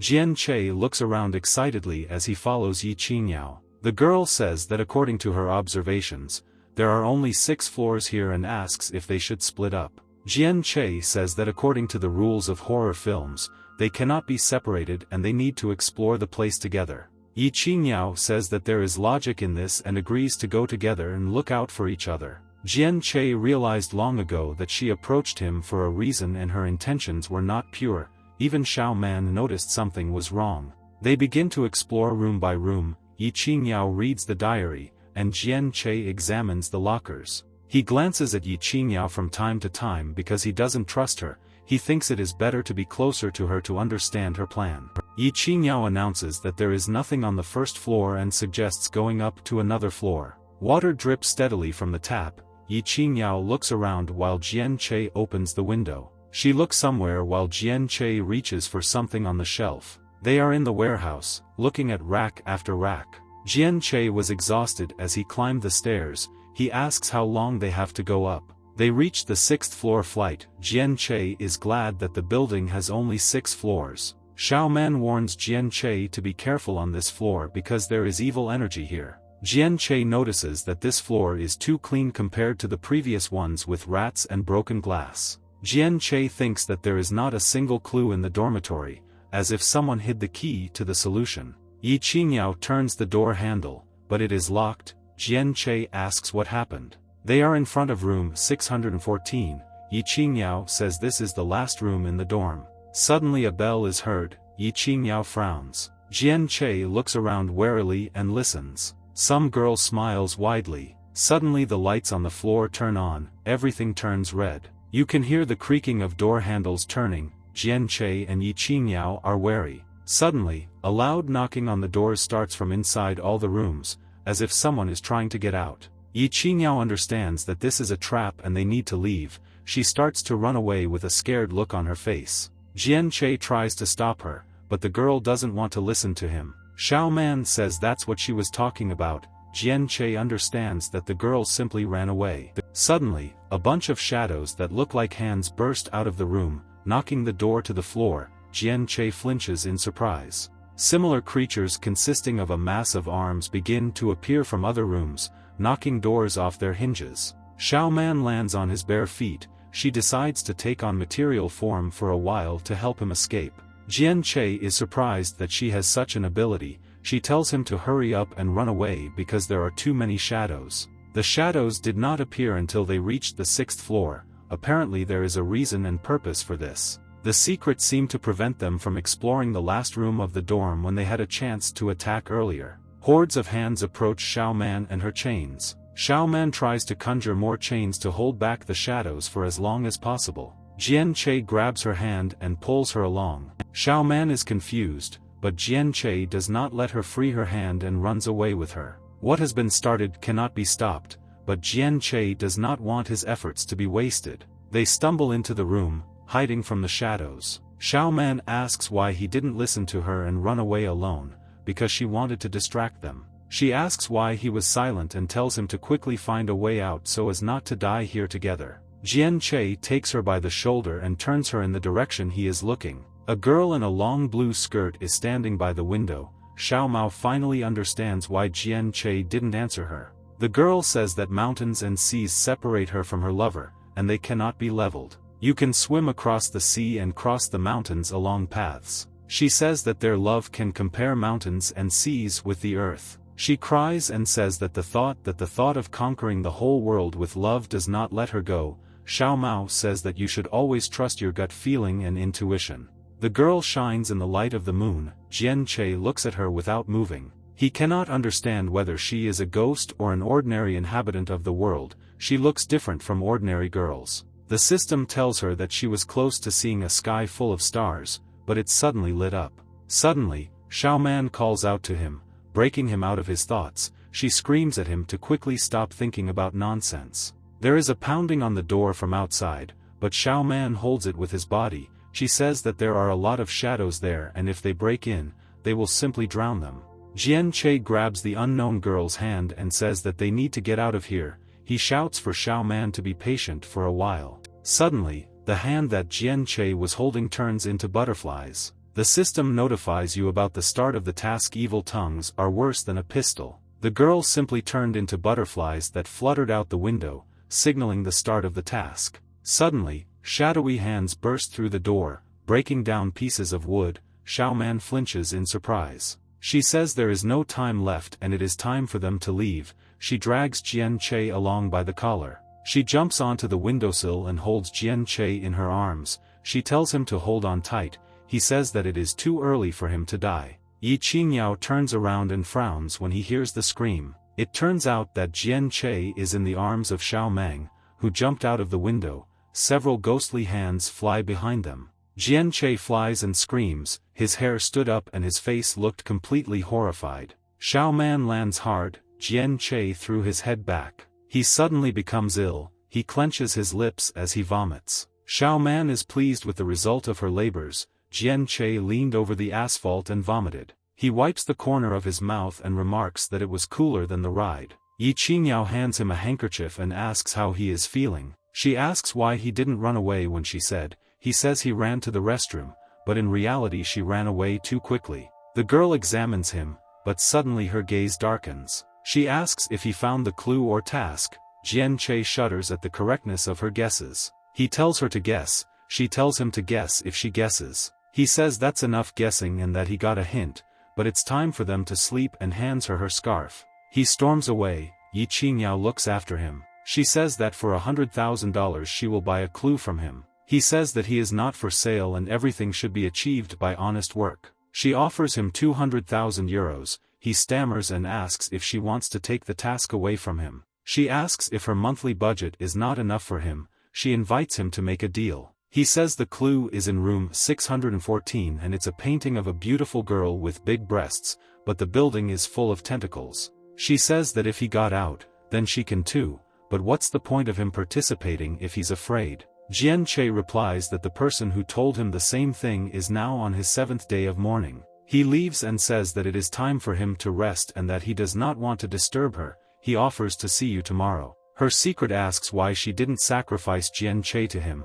He says not to forget the terms of their contract. She says that there will be a chance soon and wants to give Xiao Man to her father so that he can examine her properly. Mystery asks about her unusual generosity. She says that she deceived him and she doesn't even have money for her own needs. She is sure that the thought of such wealth is enough for him to be satisfied, but Jian Che hears everything. When you have to choose between two unpleasant outcomes, you should remember what you were running from in the first place. The wall clock shows 5 minutes to 9 in the morning. Jian Che wakes up and asks Xiao Mang how long he slept. She says there are still 5 whole minutes before class starts. Jian Che jumps up abruptly and asks her why she didn't wake him up. She says that she woke him up, but he slept like a dead man and did not want to wake up. He hastily pulls on his clothes. With a backpack over his shoulder, he runs to class. In the hallway, flower pots are placed on boxes along the wall. He bursts into the office and shouts to be forgiven for being late. Van Deffa greets him and says that they study the first part of the lesson on their own,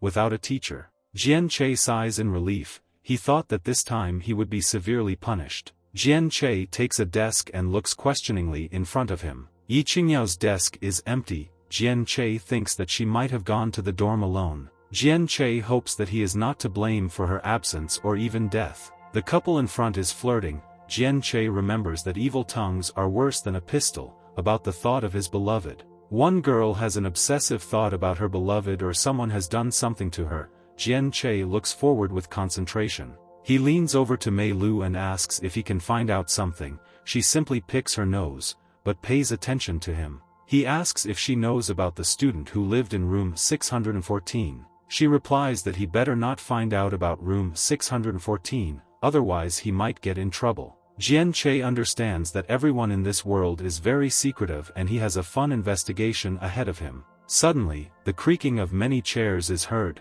Jian Che turns around to look. His eyes widen in horror. His classmates turned around with terrible faces and looked straight at him. Xiao Man says that he has attracted everyone's attention. Jian Che is afraid that he has stepped on a mine and will be finished. Mei Lu's neck also curves unnaturally and she looks straight at him, causing him to flinch. She grabs his shirt and asks if he has any more questions. Jian Che squeals for her not to come near him. He pulled back and doesn't know what to do. Suddenly, Jian Che notices the teacher entering. He winces, realizing what needs to be done. Jian Che tells Mei Lu that he doesn't want to ask anything and if she pesters him, he will claw her eyes out. He shouts for everyone to stand up and say hello to the teacher. The students look at him disappointedly and are silent. Eventually everyone stands up to greet the teacher. All the students greet the teacher in unison, who is carrying a red notebook under her arm. Jian Che thinks he knows how to get students' attention, whether he needs it or not.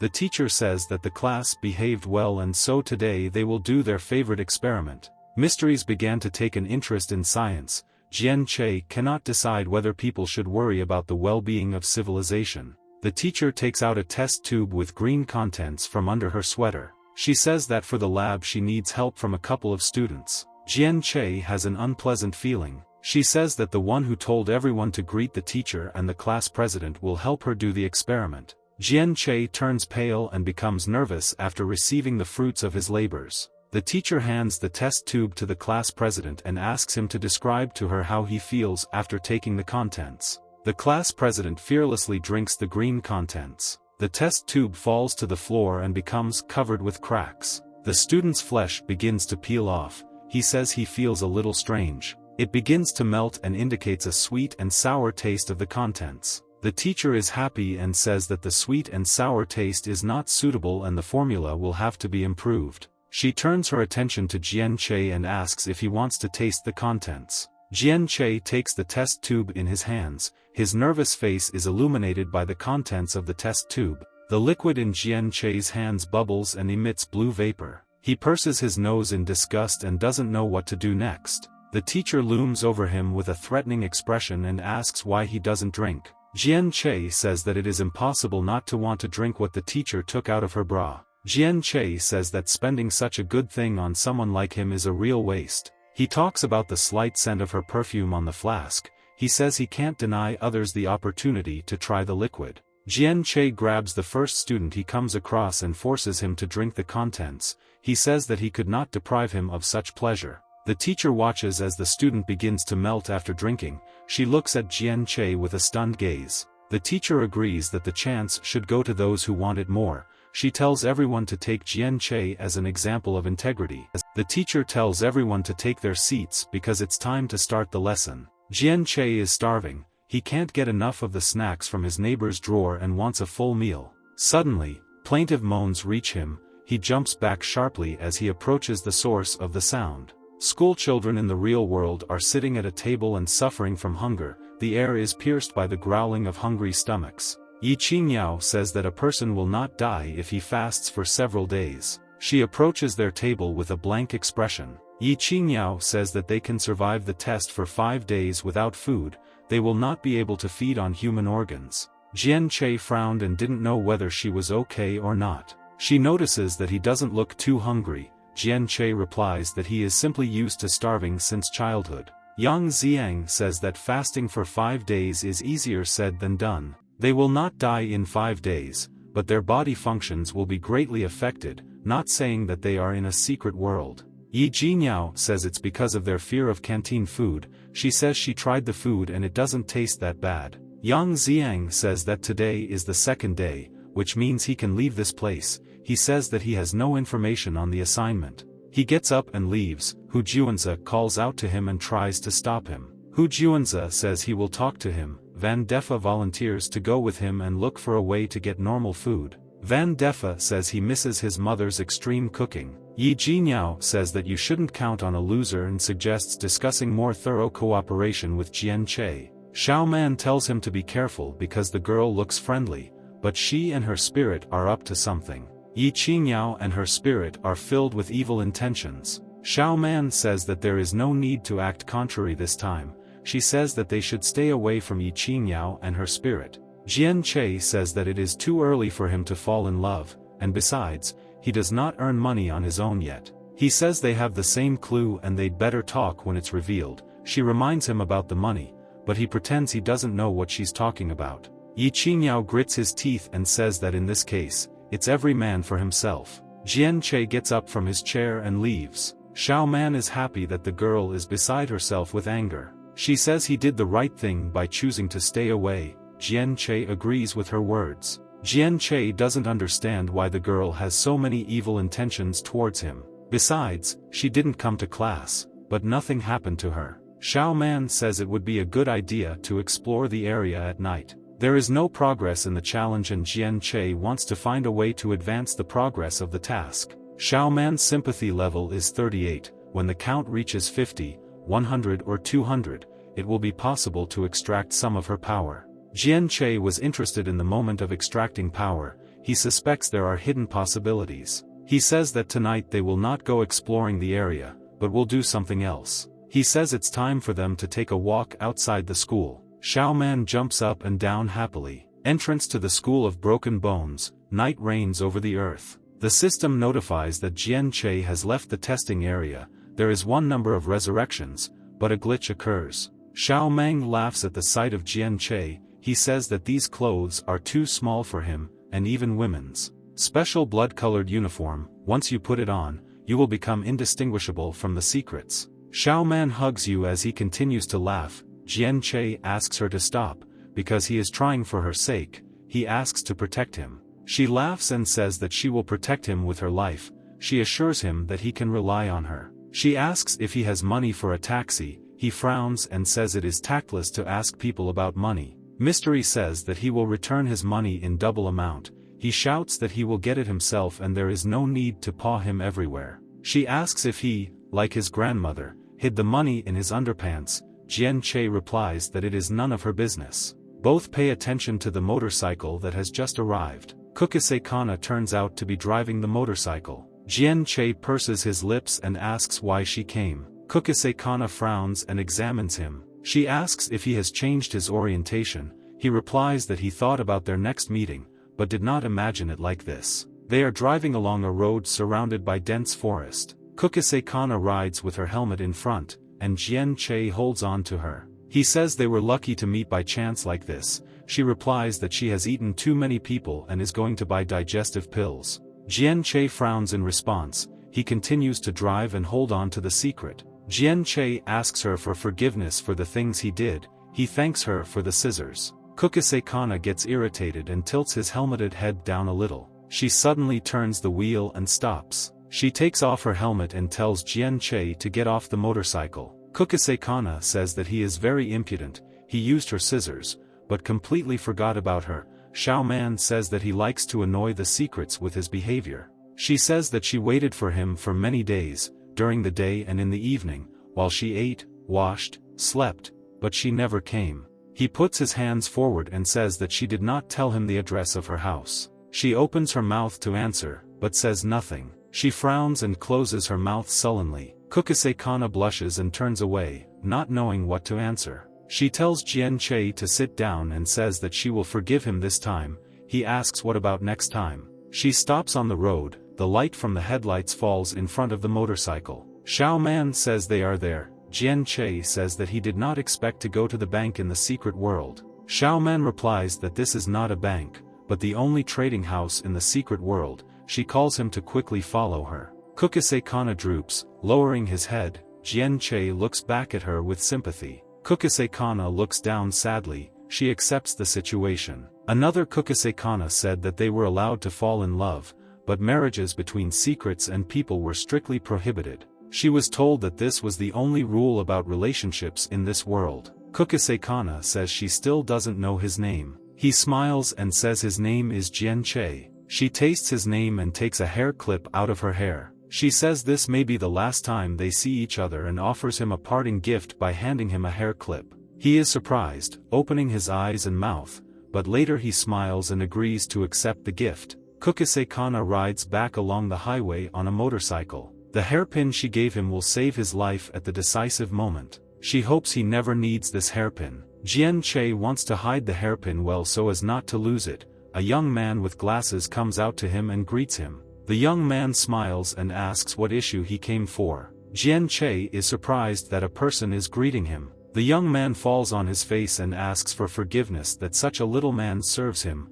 The guy says that there are not enough hands in the trading house.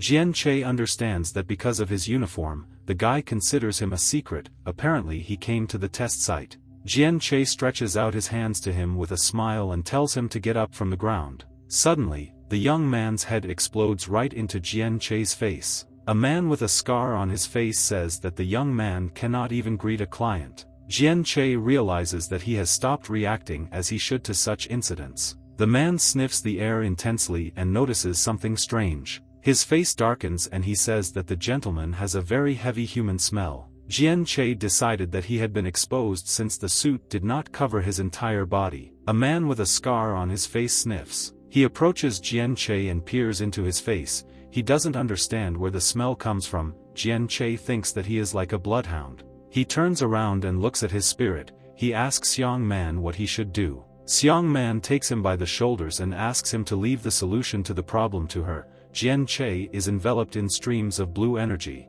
She slides her palms over his body and asks him to let her energy enter him. He says such words can cause misunderstandings. She replies that everyone thinks due to depravity. The man with the scar changes his face. Streams of blue energy reach his face. He doesn't understand what happened. Jian Che changes his appearance. His hair becomes blonde and long. He says it's a complete mess. He fixes his red eyes on the man and asks how he dares to doubt him. He creates chains of ice and glares with his red eyes from under his blonde locks. He asks why the trading house treats honorary clients this way. An awkward smile appears on the man's face. He doesn't know what to say, but he's clearly amazed by the display of such power. Jian Che gives his number and password. He looks down at the man as he floats into the air. The man bows awkwardly and hunches over. Recognizing the client, Jian Che lands. Jian Che tells him to talk less and immediately bring the thing he needs. The man looks at Jian Che in surprise. There are items for serving tea on a wooden tray. The hand takes from him a small cup of yellow drink. Jian Che sits with his legs crossed. The punishment is on a trembling man in a suit. Jian Che inside his head asks why the attitude has changed so dramatically. Xiaoman replies that she is not rich,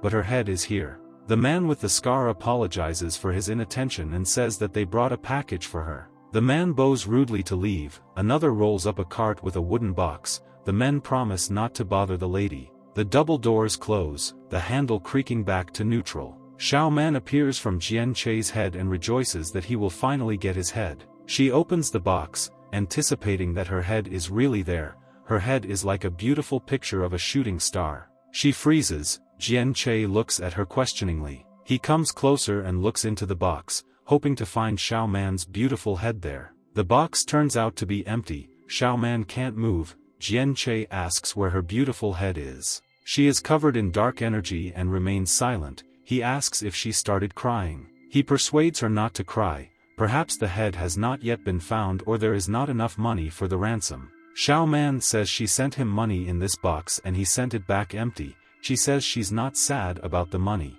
Jian Che says that it's really not about the money. Xiaoman continues to cry. Jian Che frowns and asks how much money she gave. She gave the performer 1 billion. Jian Che asks how she can say that she is not very rich. Xiaoman sits cross-legged and says that there is no point in money if she doesn't get her beautiful head back. She gets up and says that she will give him the money that is kept here. Jian Che doesn't understand what happened. He grabs her hand and asks what he can do for her to make her feel better. She continues to cry. He says that she has him and tells her not to forget that he promised to help her get her head back, because they are a team and for each other. Jian Che promises that he will find the artist who deceived her and force him to return all the money to her. All this time he holds her hand. The level of sympathy begins to rise rapidly. She presses her whole body against him, hugs him and thanks him. He hugs her in a friendly way by the shoulders and says that she is lucky with her owner and she can be calm. Suddenly something catches his attention. In front of him is a giant mechanism with one arrow that makes a loud clicking noise.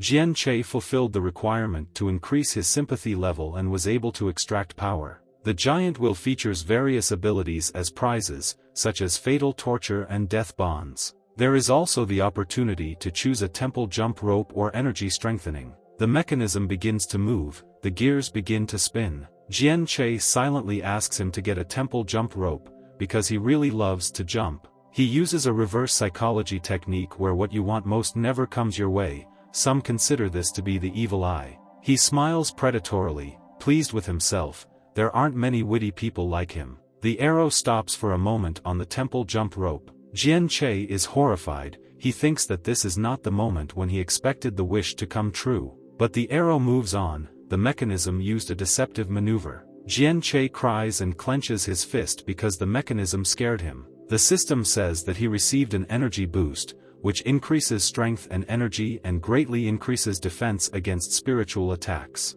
A yellow taxi drives along the highway, illuminating the way with its headlights. Jian Che reads about strengthening energy in the system prompts and remembers where he heard about it. He remembers that the man from the Bureau of Oddities used a spiritual attack with his spirit to influence people's minds and create illusions. Spiritual attacks can kill, but he also has protection from them. It was not for nothing that he overcame his limit. Xiaoman says he scares her. Jian Che was simply thinking about good things, about Madame Man. He calls it a peony flower. She replies that her head is indeed the most beautiful. They talk in the back seat of a taxi. The driver looks at them in the rearview mirror and purses his lips. Suddenly the car stops in the middle of the road. The wheels squeak from sudden braking. Jian Che and Xiaoman almost fly out of their seats. They don't understand what happened. Jian Che leans over to the driver and asks why they stopped. Red energy emanates from the driver. The taxi driver turns around. On its neck there are appendages in the shape of insect legs.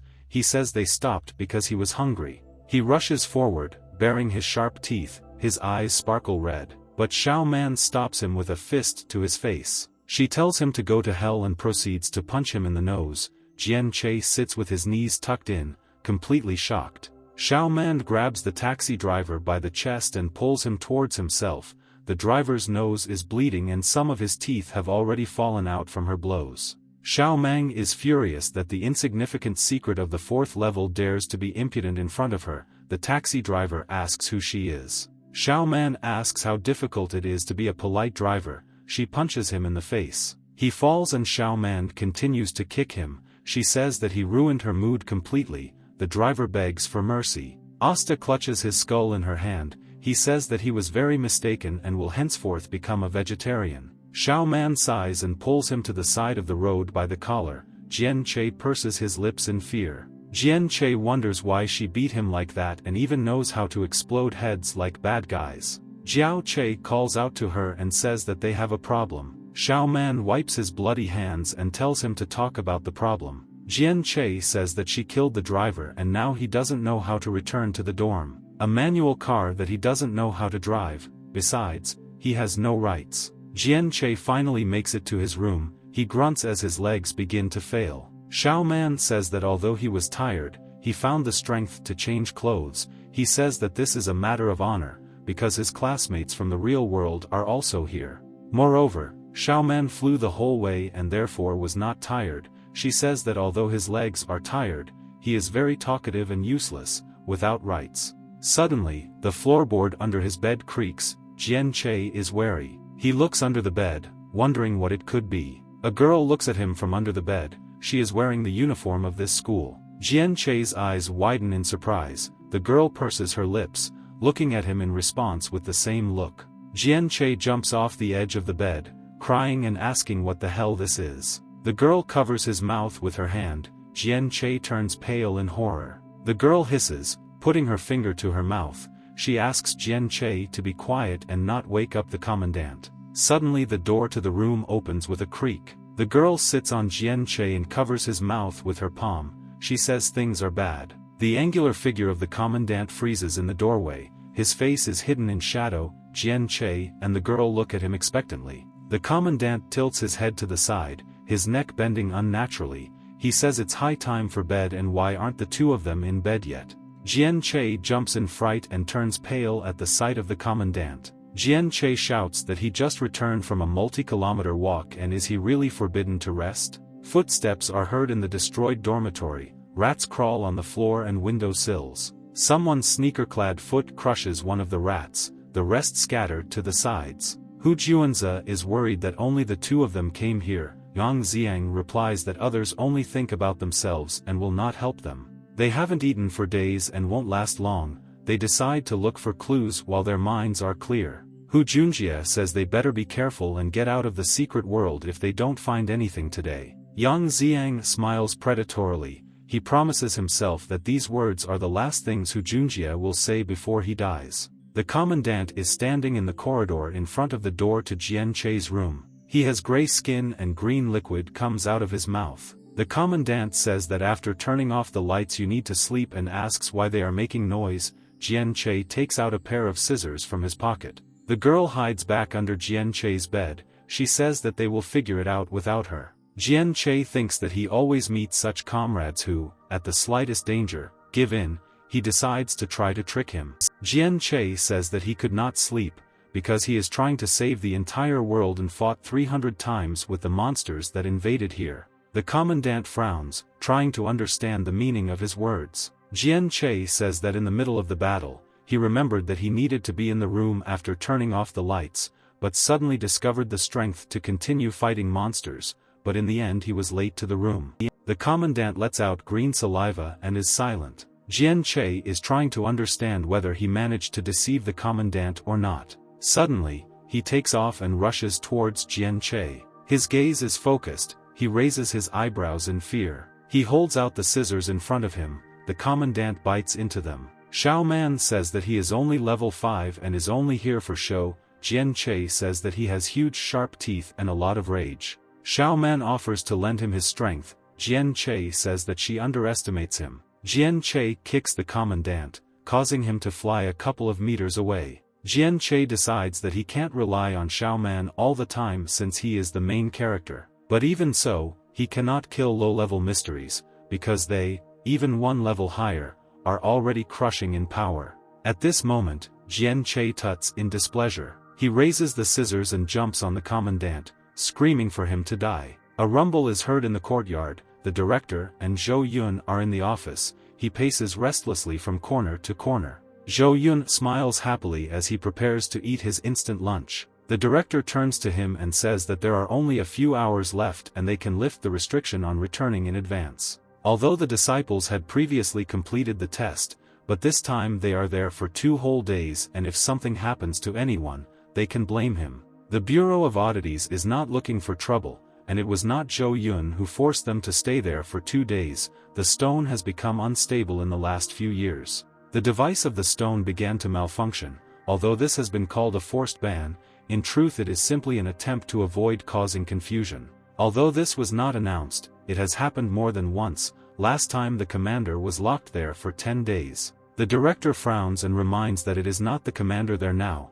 but ordinary children, yesterday's schoolchildren. Zhou Yun puts the cutlery down on the table. He agrees with the director's words, but believes that they are their last hope for the future. He takes out a pack of cigarettes. He asks if the director knows why the Bureau of Oddities interfered with the graduation ceremony to conduct a second test. In the normal course of events, such guys, after their first acquaintance with the secret world, enter the university to become members of the Bureau. But, given the latest events with secrets, the leadership decided to immediately accept outstanding travelers if they voluntarily go. The director is indignant that even enrollment from the age of 18 is too early, but if they change enrollment to junior school, everything will get even worse. Zhou Yun says that it is necessary to solve the problem, because recently the secret of endless fear has appeared in the city. This secret feeds on people's fear and is only level 4, but has already killed several travelers with level 3. Also, among travelers with a lower level there are also many killed and wounded.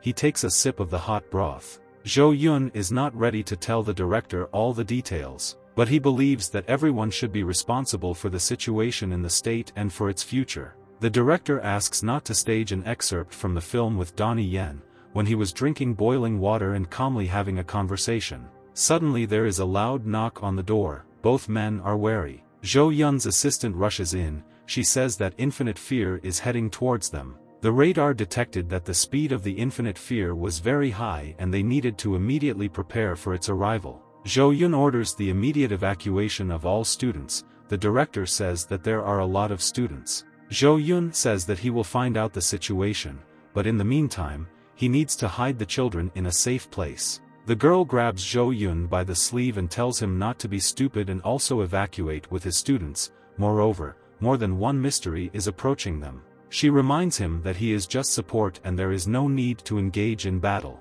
Zhou Yun pulls his hand away from her grip and says that although he is the support, if the reinforcements are late, he will be able to protect the students. Zhou Yun says that he is in the bureau not only because he knows how to lead, but also to fight, and these children are their future that must be protected. In the dormitory window you can see 2 beds and a chair with a desk. There is some commotion inside. Jian Che hits the commandant with scissors, but he manages to cover himself with his forearms. Jian Che jumps and raises the scissors above himself to hit the commandant. He squats down. The commandant jumps into the air, doing a forward somersault. Jian Che hits the floor with scissors in the place where the commandant was just now. A creepy smile stretched across the commandant's face. He lands deftly on his haunches, using his hand to maintain his balance. Jian Che is covered in cuts, bruises and blood. He is out of breath and understands that even the secret of the 5th level is a very strong opponent. They fight for a very long time, but they don't care. In addition, the commandant has become more impudent and now seems to be having fun with Jian Che. Jian Che needs to figure out how to defeat him.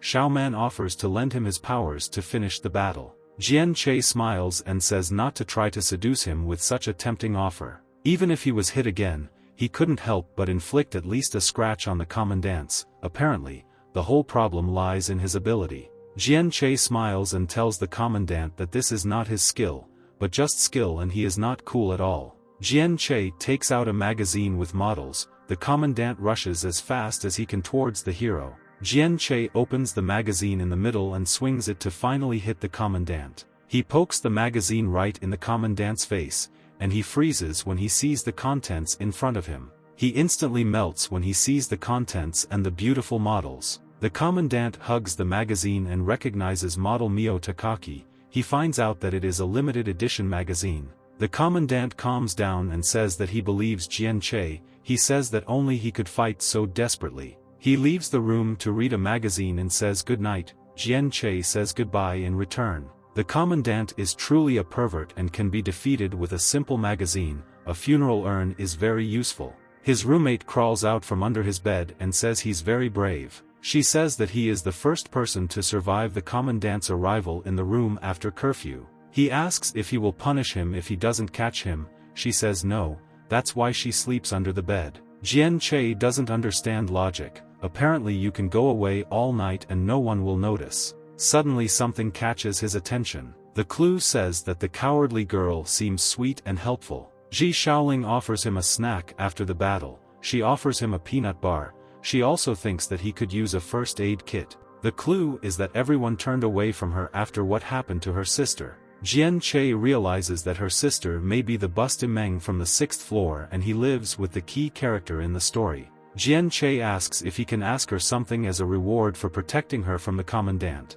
She says that she knows that he is investigating the case of room 614 and she can answer any question that does not concern this room. Jian Che asks Xiao Meng if he really seems so unreliable. The spirit replies that he needs to be more confident. Jian Che says that he has been cursed since childhood and that is why he transferred to this school. He says that he was told that there was an unfortunate person in this school whom he had to save and break the curse. He grabs Ji Xiaoling's hand and says that he realized that she is exactly the one he needs. He says that as soon as he saw her, he immediately realized that she was different from everyone else, because she was that kind-hearted girl. He asks if she will help him. The girl is dizzy and doesn't know what to answer. Xiao Man says that the girl is cowardly, but not brainless and will never believe such nonsense. Ji Shaoling asks if he is speaking from the heart. Xiao Man doesn't believe what she heard. Jian Che says that he is very serious and he has little time to help the chosen one and free himself from the curse.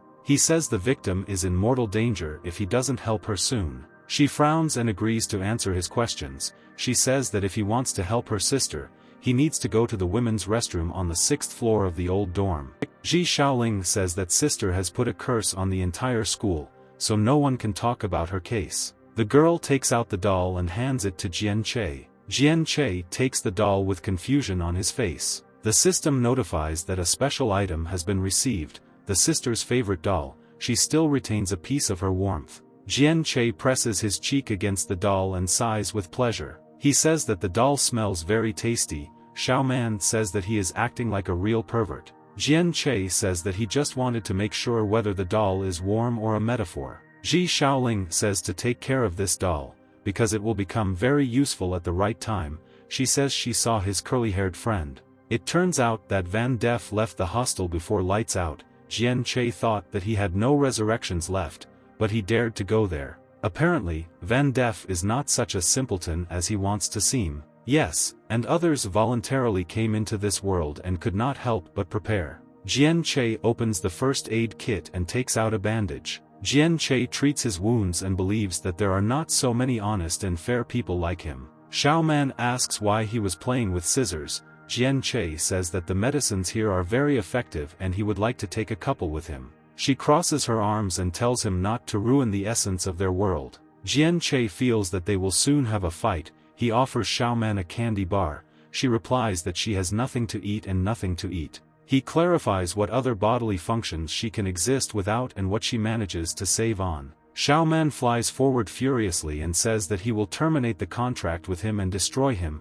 Jian Che says that he was just joking. Suddenly, an unbearable pain pierces his head. He grits his teeth and closes his eyes. Xiao Man asks what's wrong with him. He begins to glow and says it feels like his head is being pierced with needles. She says it could be a spiritual invasion. this is exactly what happened on the 6th floor. She says that invasion differs from illusions in that it is quite possible to die from it. Xiao Man says that protecting his spiritual will from influences is very tiring and he himself must be careful. She presses and asks why his spiritual power has become stronger. She doesn't know about the influence of the level of sympathy on his strength. He says that anything is possible with proper effort. He squeezes the doll in his hands. Xiao Man says she was just distracted that time. Jian Che says that she should not be distracted, because they are supposed to protect each other. He tells her to take her work more seriously. The doll in his hands leans forward. The doll begins to run in some direction. He asks if this is a spiritual invasion. Xiao Man says they need to follow the toy.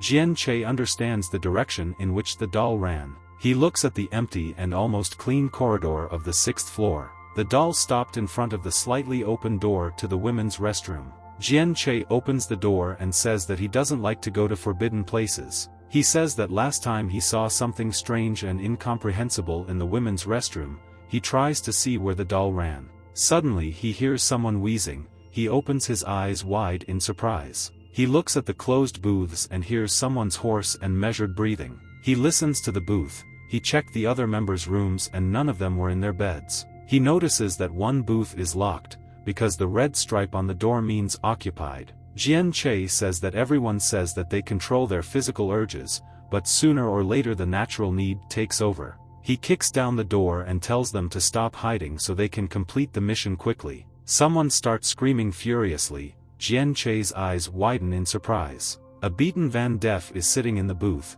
He asks not to kill him and says that he will pretend that he did not see anything, so as not to be killed. Jian Che doesn't understand what's going on here.